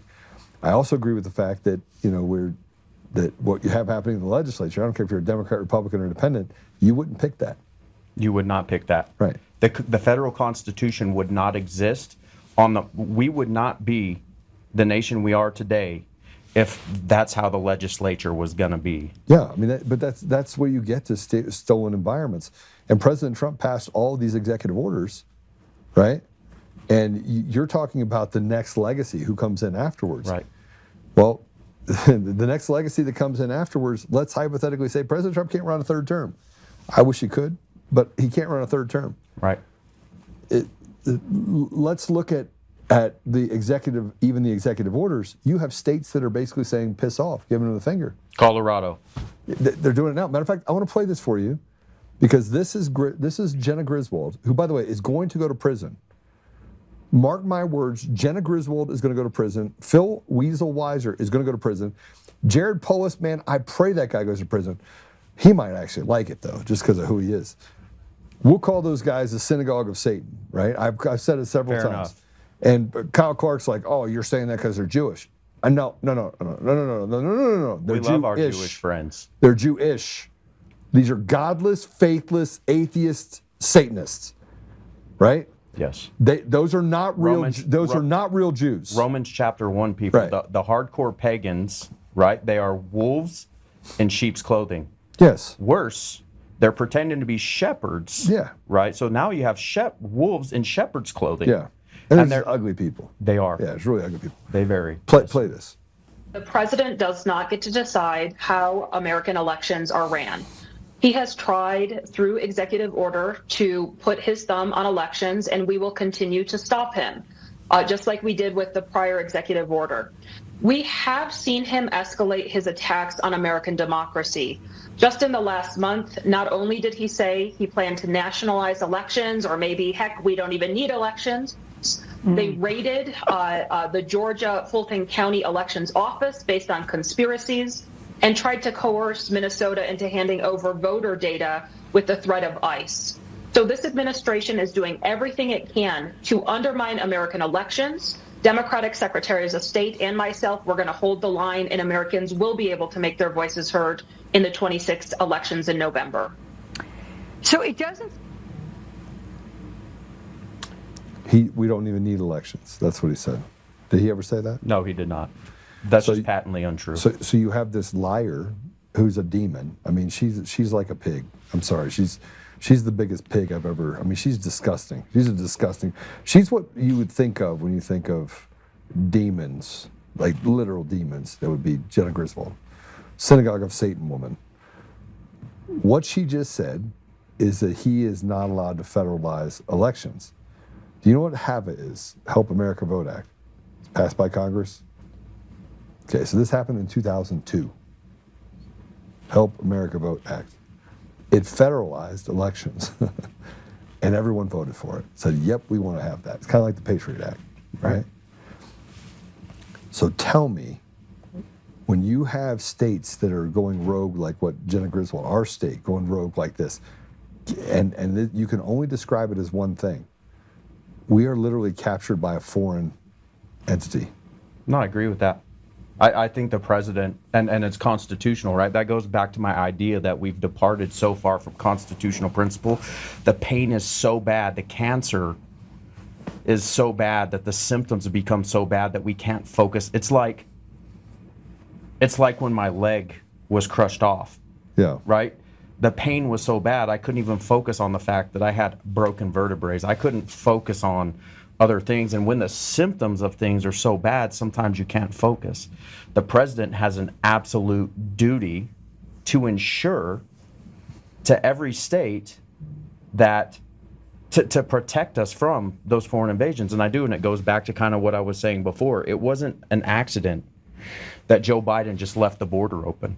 We have a foreign invasion, and the president has an absolute duty, as does every governor as the commander-in-chief, when they swear an oath, to defend this state against foreign invasions.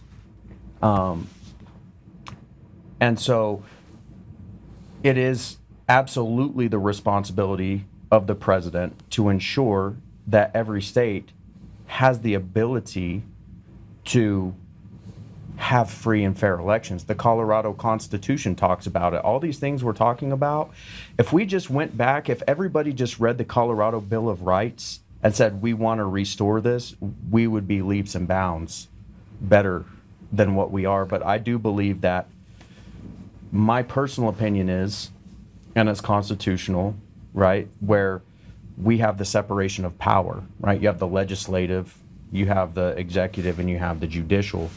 I believe that every county there should be no connection between the county and the state and the federal government. Yeah, right? They should be running running their own elections. And they shouldn't be able, the federal government, no state government should be able to go straight into those machines and to manipulate that. Right. That needs to be completely cut off. That's how it was for hundreds of years. And then we go to the Reagan concept, right? Trust but verify. This is when I had multiple regiments that I was responsible for all of 20,000 pieces of equipment and all of these programs. I never told people when I was going to come and inspect them. That's retarded. Yeah, just show up. You just show up. All right, so we have a standard. 10% of you are getting inspected. And we're going to come and inspect 10%. Don't get caught with your pants down. And that's how we restore election integrity. We don't restore the integrity by centralizing it. We have centralized planning and decentralized execution, and then we have a process for making sure that integrity is being maintained. Do you know who's fighting against election integrity right now? I mean, as far as no machines, no mail ballots, the only people that are fighting are the leaders. Not the people. The people, I ran into 100 people in the street, let's say. I've talked to at least 100 people over the last 30 days. Random people. I'd be out at a restaurant. I'd ask the person there. And about 10% of them, by the way, in fairness, just don't care. Right? It doesn't affect. They have so much crap going on in their life, that's the last thing that they care about. Not understanding that that's actually creating the problems in their life. Right? But let's take it on the 90% principle. And I'm like, would you be okay with paper ballots in person, make sure everyone gets to vote? And they're like, yeah, this is why we're even talking about it. Nobody wants machines. Nobody wants mail-in ballots. Right. I even talk to older people, and I'm like, do you like your mail-in ballots? They're like, yes, it's convenient. I was like, well, what if 10 other people, one other person gets to vote with 10 ballots and send them in, and your choice doesn't get picked? And they're like, well, that would suck. I was like, well, that's actually happening. Right. And then I was like, would you give up your mail-in ballot to go to in-person paper ballots and make sure that you had secure elections? Would you respect the will of the people? And they're like, yeah. And I was like, well, are you opposed to that? They're like, no. I said, what if I told you it was going to cost you 10% of what you're spending now, and that the other 90% goes back in your pocket? Now would you go stand in line and actually vote? They're like, yeah. Democrat, Republican, Independent. Not one single person out there that I talked to that didn't disconnect from the idea of, like, I just don't want to talk. I don't care. That 10% that's already suffering, right? Not one single person in that, not one, said, no, I wouldn't do that. Not one. Yeah, that would be stupid for them to say that. This is scientific, bro. This is scientific. I want everybody out there to do it. Go talk to people and say, listen, if we could put this whole thing to bed, just get the paper ballots in person, hand count, precinct, you get to hang out with your neighbors for a day, heck, have a barbecue, who cares? Would you be opposed to going to paper ballots if it cost you 90% less? Because right now, elections cost about $800 million a year. Right. Now let's get it down to $80 million. Would you guys like to have $720 million put in your pocket? Who's going to say no? Yeah, I think that it's like you said, that people want to focus on their lives. Yeah. And so what's happened is there's the nefarious thing going on while people aren't looking. Yeah. And I think we do in this nation have an irresponsible trust of the government. The government is not to be trusted. And so these people think because it's sold, we just saw that, Jenna Griswold up there, and to the regular person who's not involved in this, if they just saw that, they might be convinced. I mean, obviously, she's a pretty convincing person. She's not going to fool me. She doesn't fool you because we're involved in these things, but that's the danger of it. These people have been deceived, and that goes back to the deception, right? There's a war going on, right? And it's a psyop across the whole United States. But the thing is, you're right. Most people don't recognize it's going on.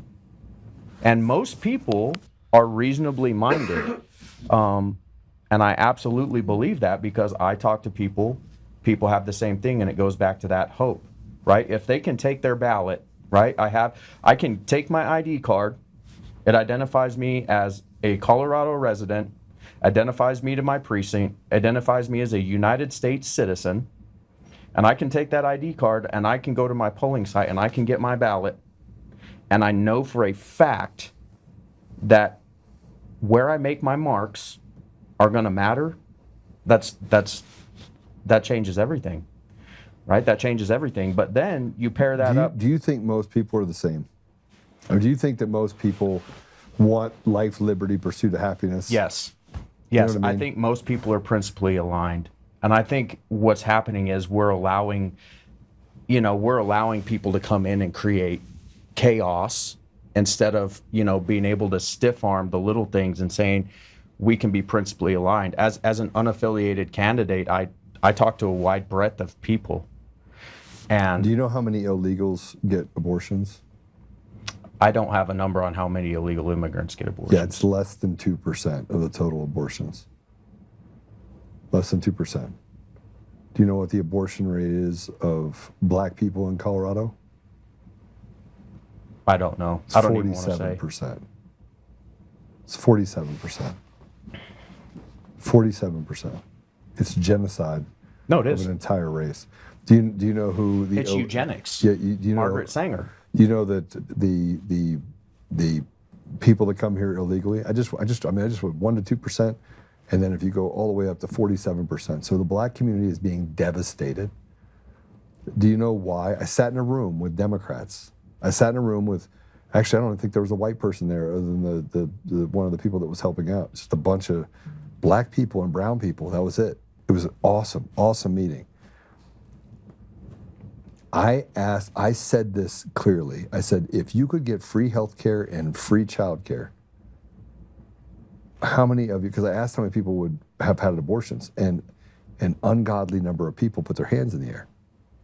And I said, how many, if you got free health care, free child care for your baby, would you have kept the child? Almost all those hands went up. So the illegals get free health care and free child care. They're keeping their babies because so this shows me that we've created a right, this entitlement. They call it entitlement. Go get an abortion, we'll pay for it from other states. It's being taken advantage of by Americans who are completely annihilating the next generation, while illegals that come here illegally then overrun us with a different ethos, and we don't have an ethos because half our boys and men in those communities are being sent straight from school to prison. Only 24% graduate proficient in math, able to go to college. Right. Right? But 65% of them are going to college. Yeah, and I think that I agree with everything you're saying, and I think where I see this as problematic when you're thinking about free daycare, free, these different things, I see a form of socialism happening. So the thing is, what we were talking about before is the economy is broken. Mm-hmm. The people can't afford their kids, and so they feel like the only recourse they have is to take their life. And so when a government is actually destroying life, it has abandoned its number one job. Its job is to preserve life, to preserve liberty, and to preserve property. And when the government is taking out of everybody's pockets, you can't, it's almost impossible to get ahead because, they're punishing these people by pulling this money out of their pocket to fund these illegal immigrants and fund all these other programs. So I do agree.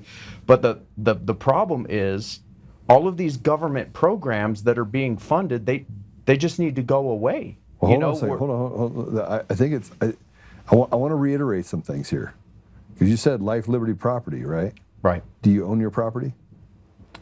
Well, technically, we're living in feudalism. Do you own your property? I mean, it's a de facto ownership because my property, I have to pay the government once a year to live on my property. And that's right. So you don't own your property then. You rent it from the government. Right. Okay. So you would agree that we're all sharecroppers. But we shouldn't be. No, we shouldn't be. And this is the whole platform by which it's feudalism. Yeah. The founders would have never founded this nation on feudalism. We have corporate feudalism and we have governmental feudalism that's ruining people's lives. Okay, so that's what I want to get to. I don't want to replace the system and make black and brown people in our community that have been here for generations go and have to get government assistance for health care and for child care. No. But 23%, mark this, and you and I have talked about this, 23% of a person's mortgage or rent is property tax. Right. So if the average is $2,100, that means $600 a month goes to what? Taxes. Taxes for the government, for you to live, to be there, right? And when you pay off your home, you have to continue to pay it. So you're renting your house, you rent. And at this rate, we'll be in a place where people won't be able to, can't own anything, which is what they're trying to push us towards. Because now only 13% of the people that used to be able to buy a home under the age of 30 can now afford to buy a home. So everything that they've tried to do inside of this government structure in order to steal our voice, steal who we are, they've done it already. They've done it. Right. So when you say restoration, I agree with you fully. But this is where I get into the fact that we're not mad enough. We're not angry enough. We're not pissed off enough. They want to make us feel guilty, Chaz. They want to make you feel guilty for being a white man. They want to make me feel guilty for being a white man. They want to tell black people it's the white people over there that are actually causing all your problem. When in actuality, it's a small group of people that don't call themselves white. White people that are literally creating this divide and building an entire system that allows for us to fight each other while they hand entitlements to people that never should have been here to begin with. Right. Yeah, that goes back to part of the reason why I am an unaffiliated candidate is because I believe that factionalism is problematic. There are, in fact, and I mean, it's not just in economics. I mean, they're trying to divide us up along every line. Economics, skin color. I'm 30% Native American, 30% Spanish, 30% Northern European, and then whatever else. You're a mutt like me. I'm missing a leg. I'm a veteran. I mean, what group do you want to put me in? I'm a freaking American. I'm American. Yeah. When in the Marine Corps, I'll be filling out my paperwork. It's like, what's your heritage? I'll write on there American, and some people are like, well, you can't write that. You have to fill. I'm like, no, I don't. I'm not going to be the one. You can't force me to put that. Yeah, but they try. And I do agree that we're not mad enough. But I want to say the founders, when you look in the Declaration of Independence, and it goes to your point, how do we get these people? How do we get them to understand these things? The founders said something that's very, very, it's just powerful. They said, they're talking about despotic governments. And it says, people are more disposed to suffer while the evils are sufferable than to right themselves from the evils that are causing the suffering.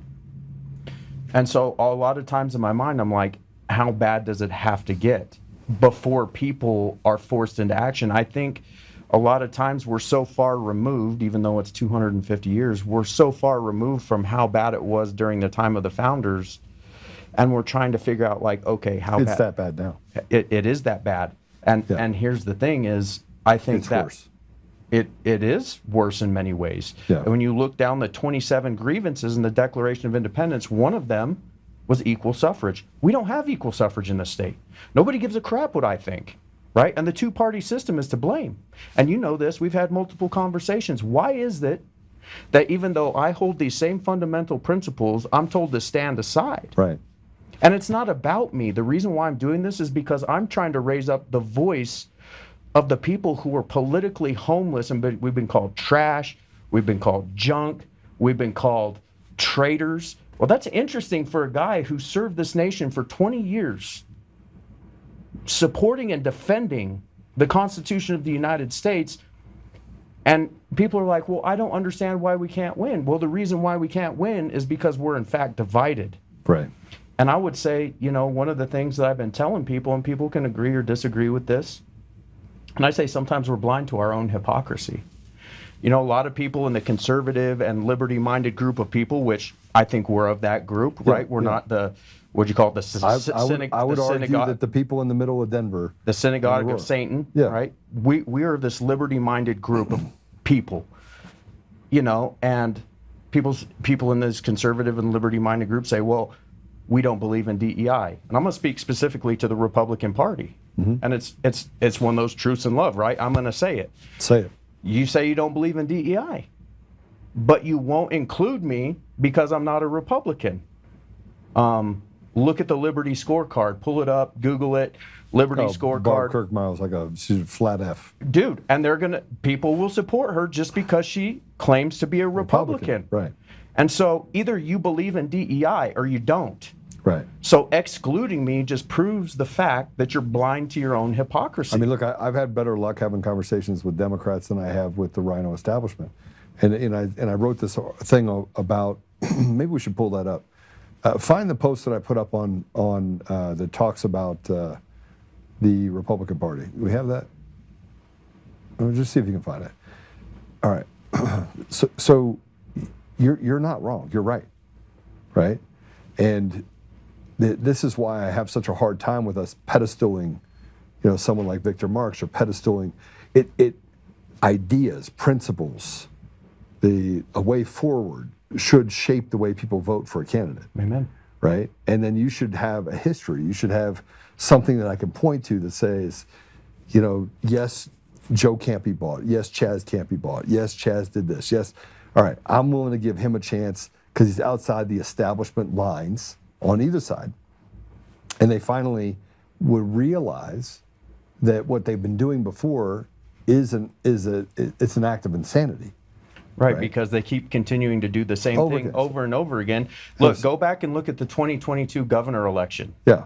I'm going to say something else, right? So we had, oh man, I can't think of her name right now. Heidi Ganahl. Mm-hmm. And then you had another lady, Neuschwanger. Yeah. They were both running Republicans. Yeah.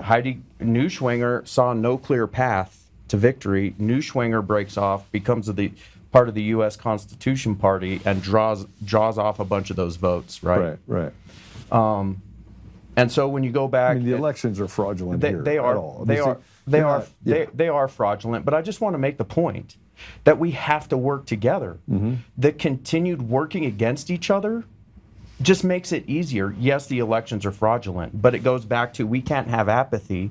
We still need to have a plan to work together, and by pushing people out and saying, well, because you won't wear the R, you can't be you're not a part of the team. Right, look, I reached out to you when we talked before. Right. I agree with you. I think that we have open primaries. We should have open debate.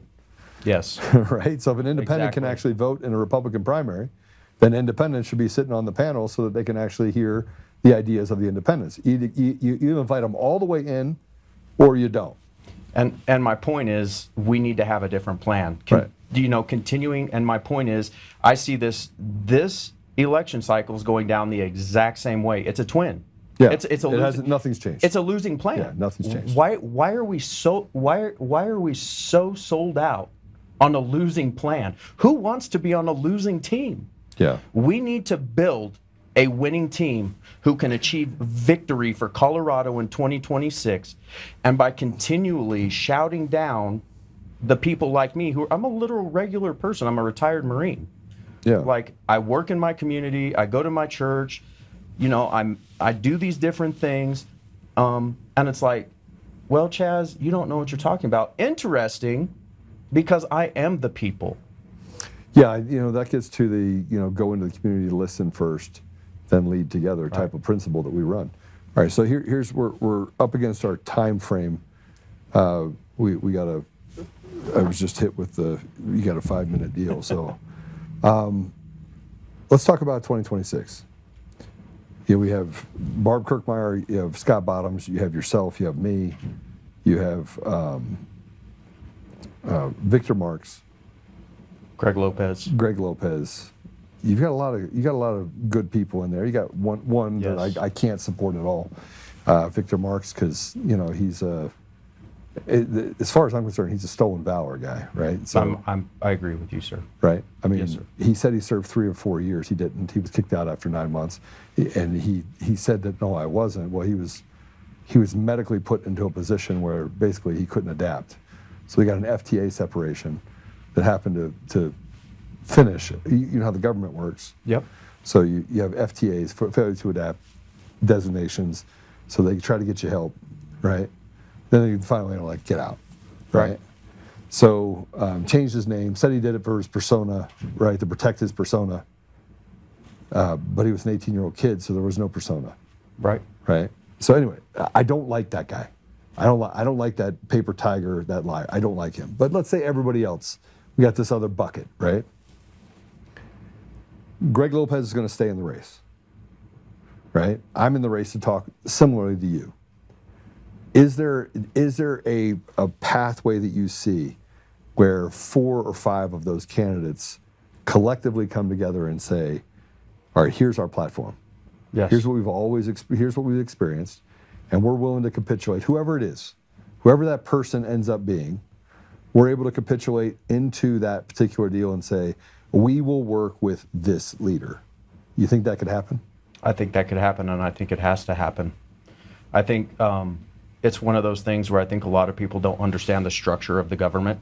Mm-hmm. And I think that there are a lot of great people who are really smart, who have come into this race for the same reasons. And I happen to be one of those people. I am willing and able to put my effort behind somebody, but everybody has to have that same mindset. Right. Because think of it this way, there are 16 positions on the governor's cabinet. All of them require the governor to appoint them. 6 of them do not require Senate confirmation. Right. That's a win, right? A lieutenant governor.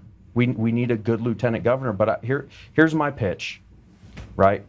I hear all this talk about, I got the unaffiliated vote, I got the independent vote, I got this.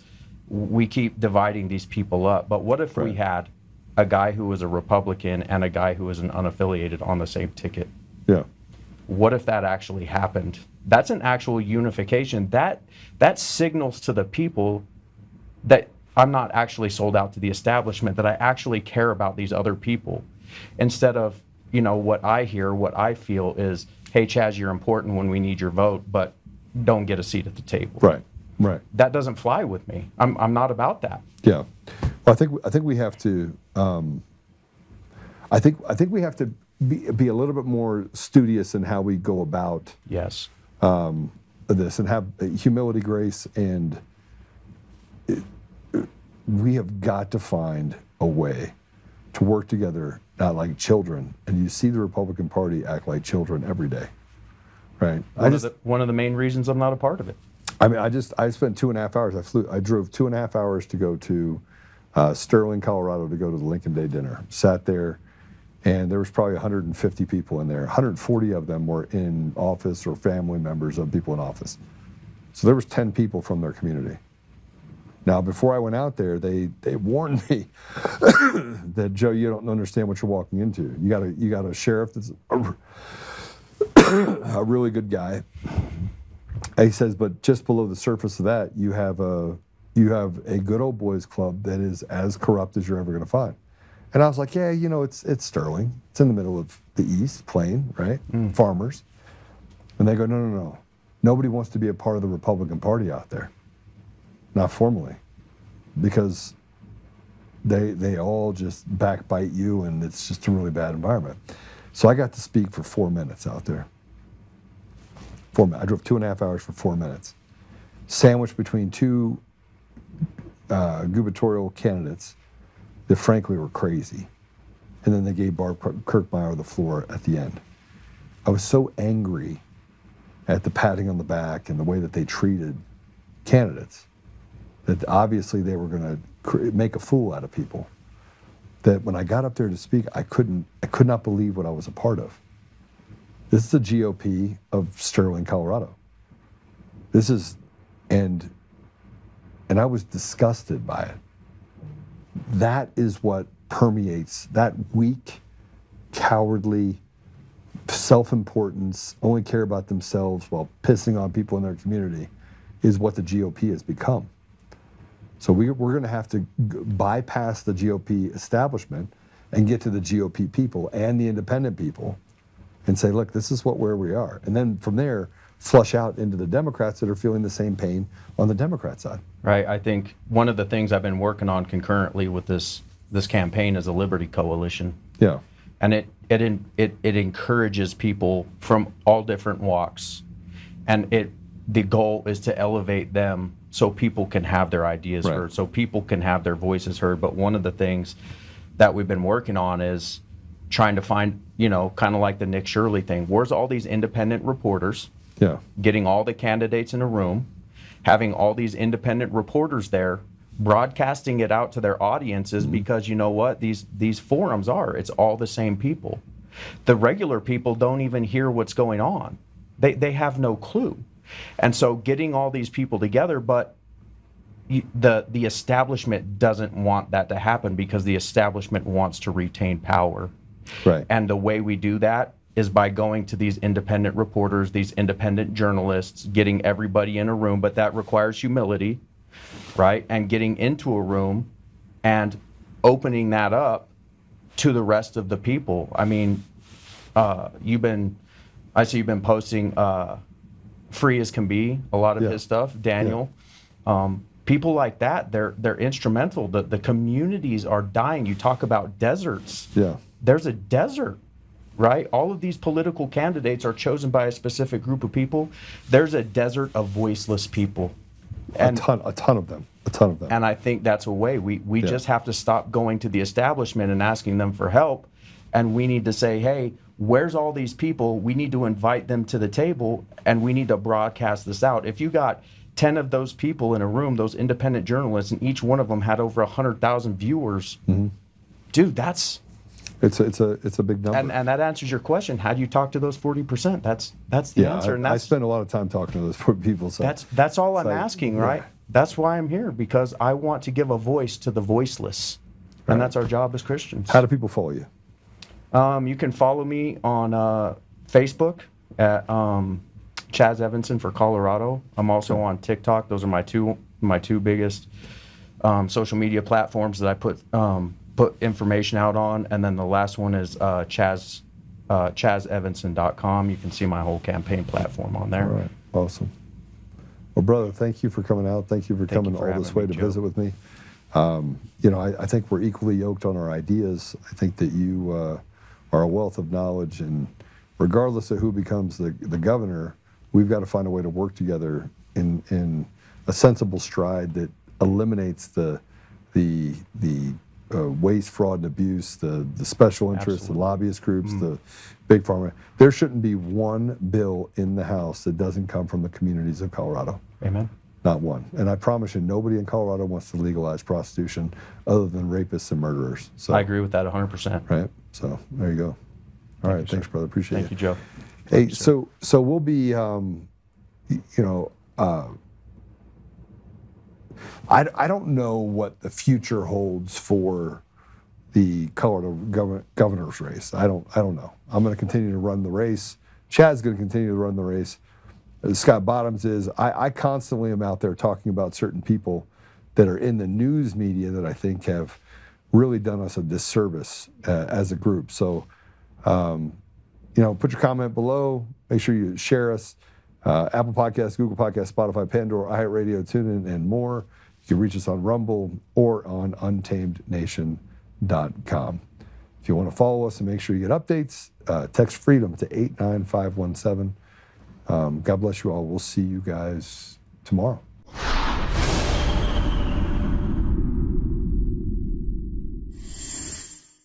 All right, everyone. What a great interview Joe just did with Chaz. And Joe is he's a man of the people. The guy hears a voice, it resonates with him, and then he wants to amplify it and give them an opportunity to share their message. It's quite remarkable that a person of Joe's stature, wealth, still just continues going out there just doing the work, trying to make this country and this state a better place. And this is actually a competitor of Joe, right? He's running as an unaffiliate, but they're in the field together, duking it out. Just a good man.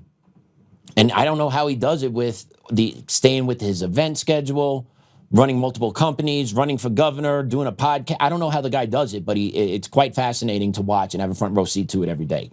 And I see it every day, and I still don't know how this guy does it. So Joe, keep it up, man. Look forward to talking to you tomorrow. Seeing you. Well, we're not going to see you in studio, but you'll be remote tomorrow, so it'll be great to see you. Just woof, that guy. And now this part of the show, we're going to cover the effects of communism in America, right? We did a teed off on it at the first part, but now you really got to see the effects of it. You really got to see the effects of it. And we're going to start right here in New York City. Don't tell me Democratic Socialist Mamdani is a Democratic Socialist. He's a communist in sheep's clothing, okay? That's what he is. Take a look at what's going on in New York.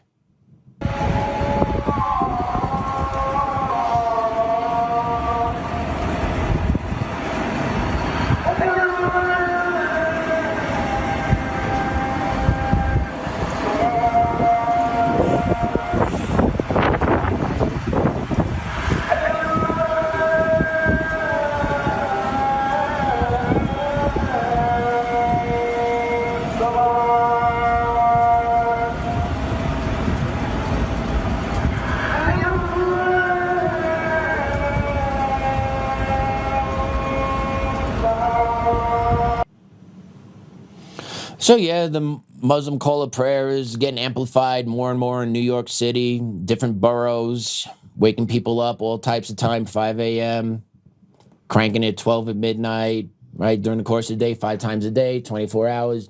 Got it popping, every 5 hours or so, give or take. But yeah, Mamdani, baby, he's off on fire right now. We got Bro.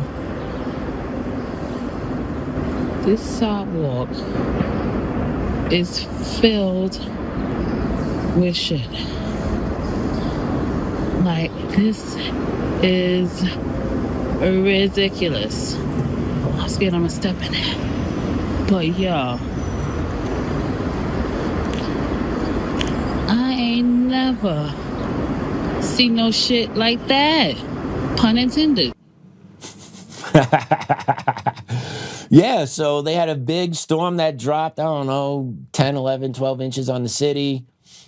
And there's shit now in the streets because people didn't clean up after their dogs, or some people just dropped the deuces as they were walking by, which I wouldn't be surprised if you take a look at San Francisco and what hellhole that led to. I wouldn't be surprised if some of that feces on the street is mixed with some human and some puppy poop. But that just shows you the pride people are taking in their city. Shows you the level of care that they have now that their city has been captured. That's communist gentrification. Making the city or state you take over a shithole. That's communist gentrification. Mamdani's off to a great start. Making sure the call to prayer, you got shit on the streets.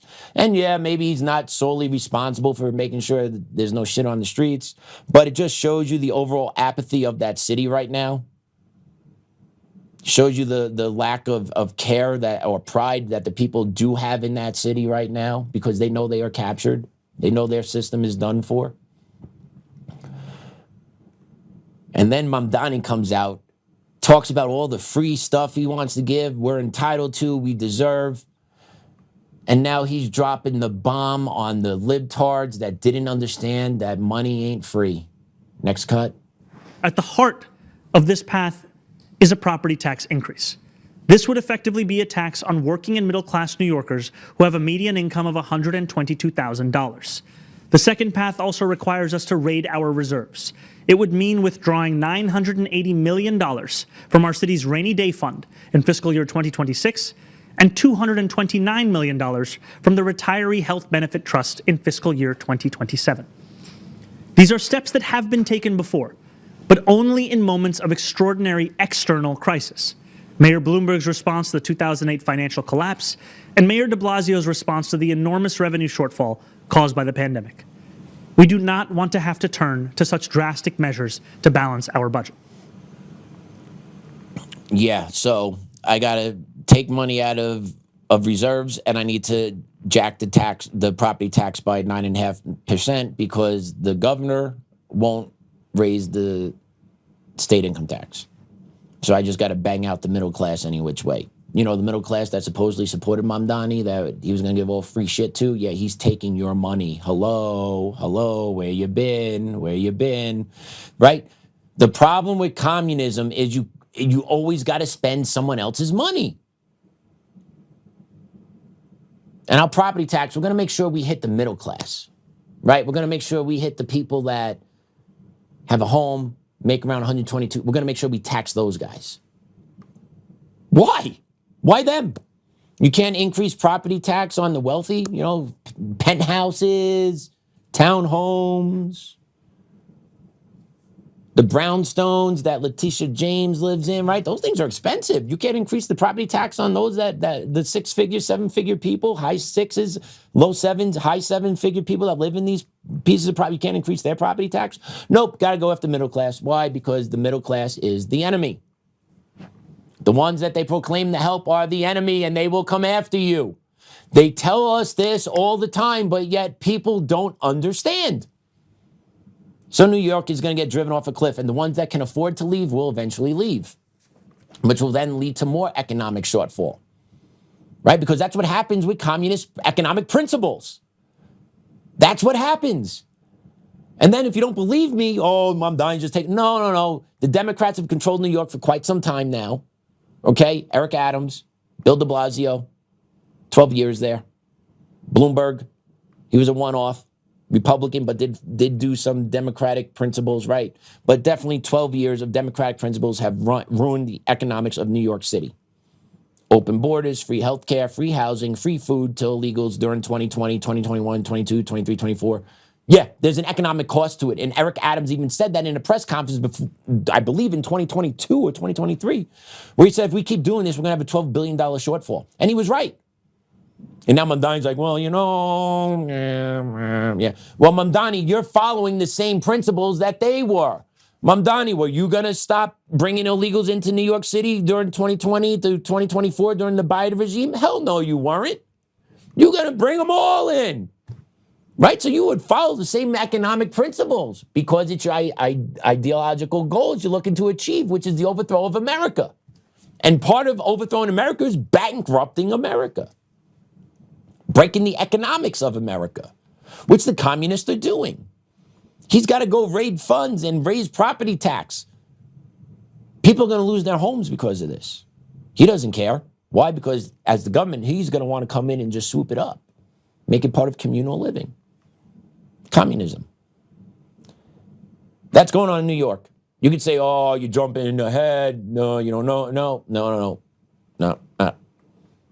Washington is ahead of New York.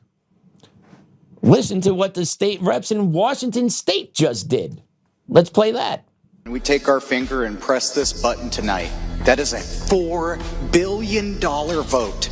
And the next thing will be an income tax and many other taxes. After the largest tax increases in state history, and all the while a spending addiction that is totally out of control. These are retired firefighters. These are retired police officers who have worked so hard.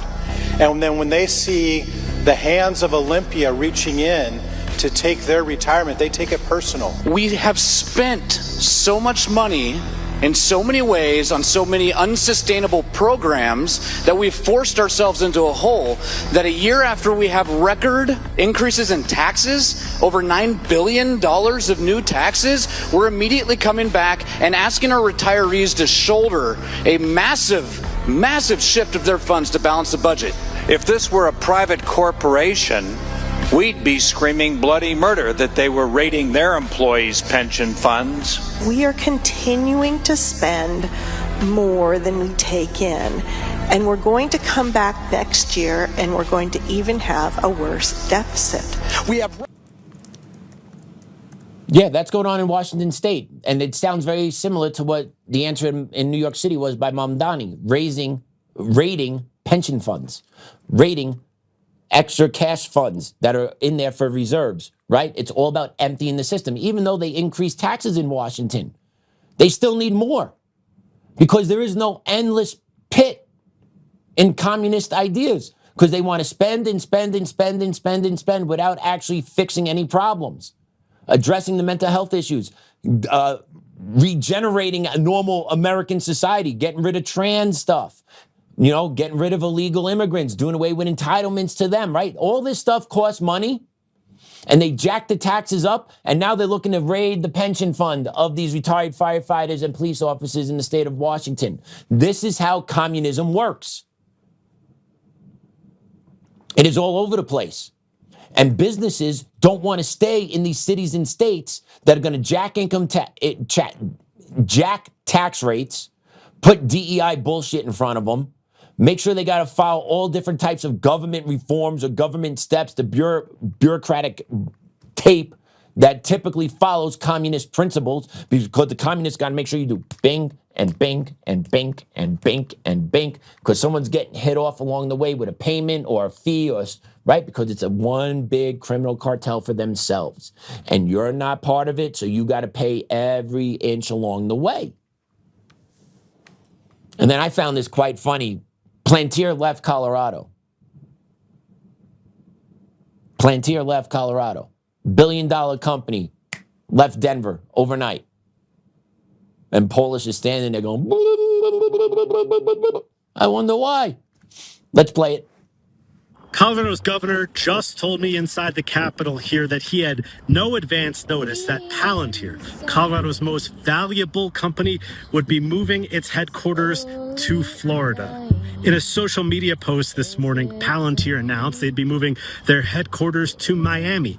They have a market cap of $300-some billion. I just asked the governor how he found out. How did you find out Palantir is moving its headquarters? I was not notified. I understand there's some public posting from the company, and I don't have any information on it. I have requested a meeting with executives of the company to see if we can learn more. I then asked how he feels about not being notified. Obviously, what I would be looking to is, does it affect any jobs here in Colorado?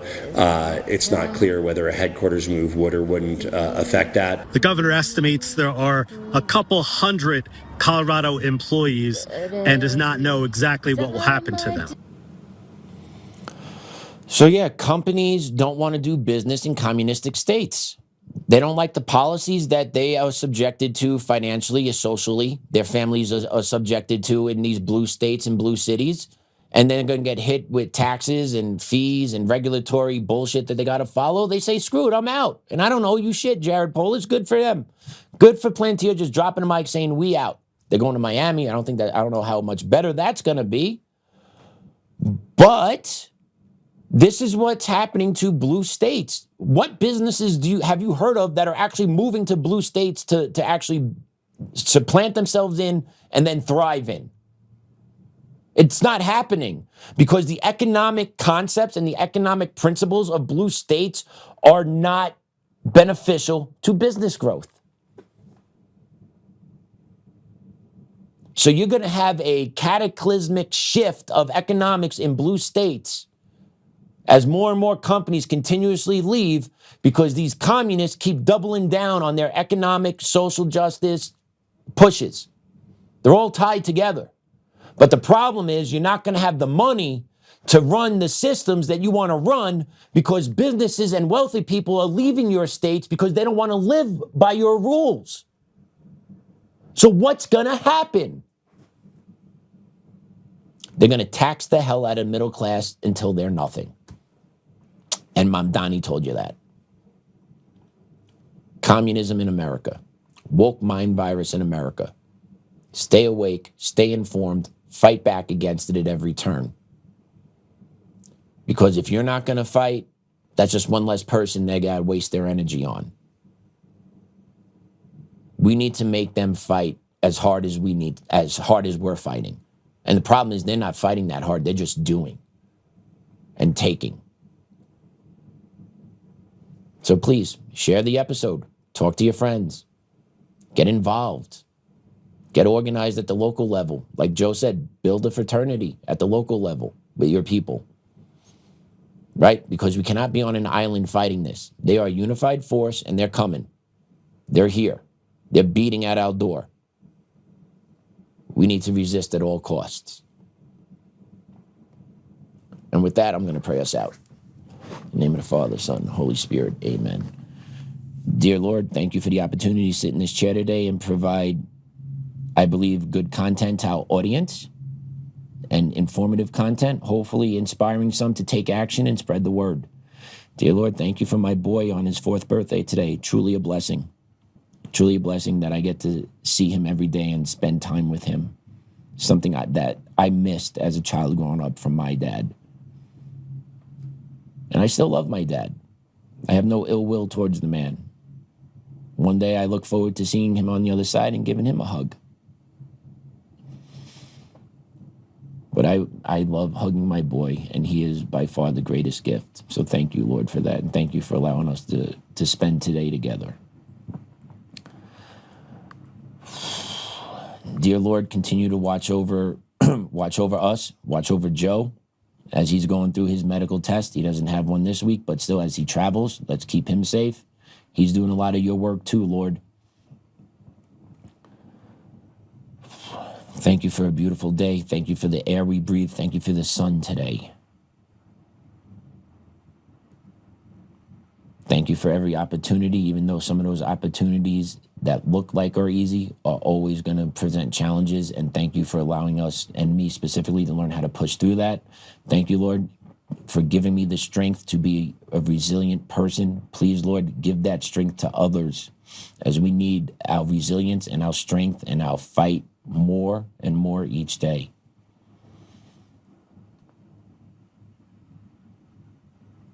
Our Father, who art in heaven, hallowed be thy name. Thy kingdom come, thy will be done, on earth as is in heaven.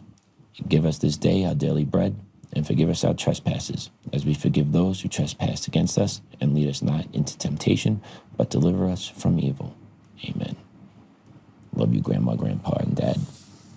Father, Son, Holy Spirit, amen. All right, everyone. Thanks for tuning in. Joe will be in chair tomorrow. Class dismissed.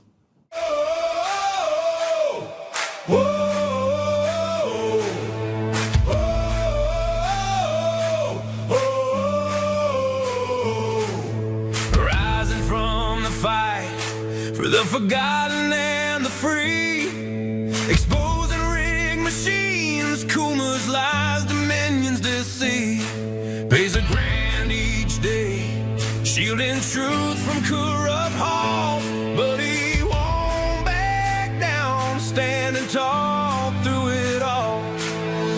Martin, Tina, Peters break the chains that bind her tight, hand count votes and one day bring the fraud to light. No more mailing scams, no machines to steal the night, restore the people's voice, make Colorado right. Governor Oltmann, lead us bold and true, badass for the have-nots, fighting through and through. Abolish property tax, cut the tolls away, shrink the bloated state, let the people have their say. It's our rally call, truth and freedom rise and watch the tyrants fall. Untamed Colorado, strong and proud, we'll be one man for the people, set our great state free. Help the single moms, bring back trade school strong, opportunity for youth, where the brave belong. Audit every NGO, ban the wolves that roam, reclaim our stolen land, bring the power home.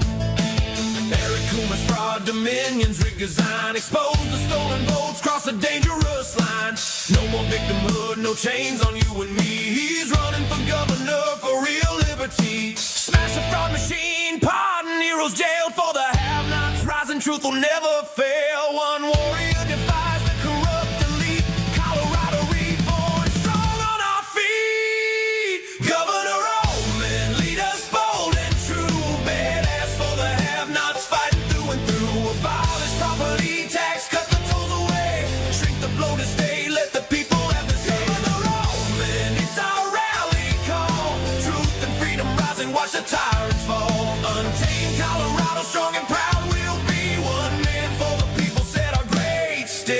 free.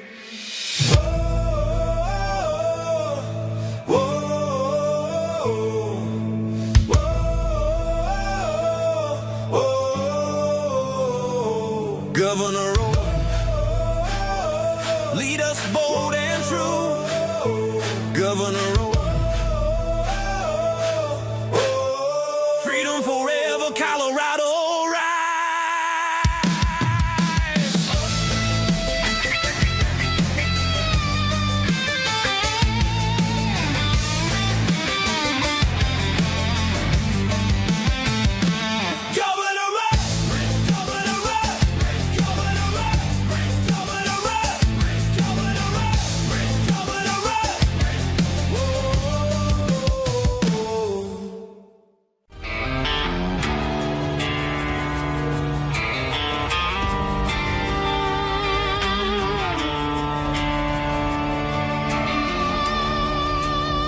Rise up, Untamed. In the heart of the fire where the wild ones roam, Joe Oltmann's calling, bringing truth back home. From conservative daily to this untamed fire, we shatter the silence, lifting spirits higher. No chains can hold us, no lies can prevail. Authentic and fearless on this rugged trail. Patriots gather under stars and stripes. Untamed nation, igniting the night. Untamed nation, let the truth roll out in this land of the free. Standing proud from sea to shining sea, we won't back down. Catch the fire, wear the crown. Untamed nation, it's our battle song, motivating hearts where the brave belong. Yeah, untamed and wild, forever strong. Play it again all night long.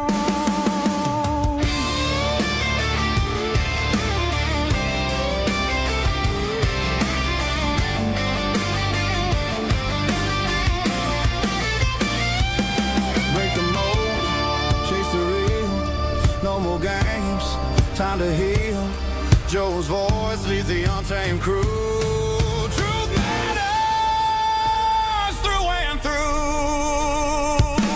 Untamed nation, let the truth roll out in this land of the free. Standing proud from sea to shining sea, we won't back down. Catch the fire, wear the crown.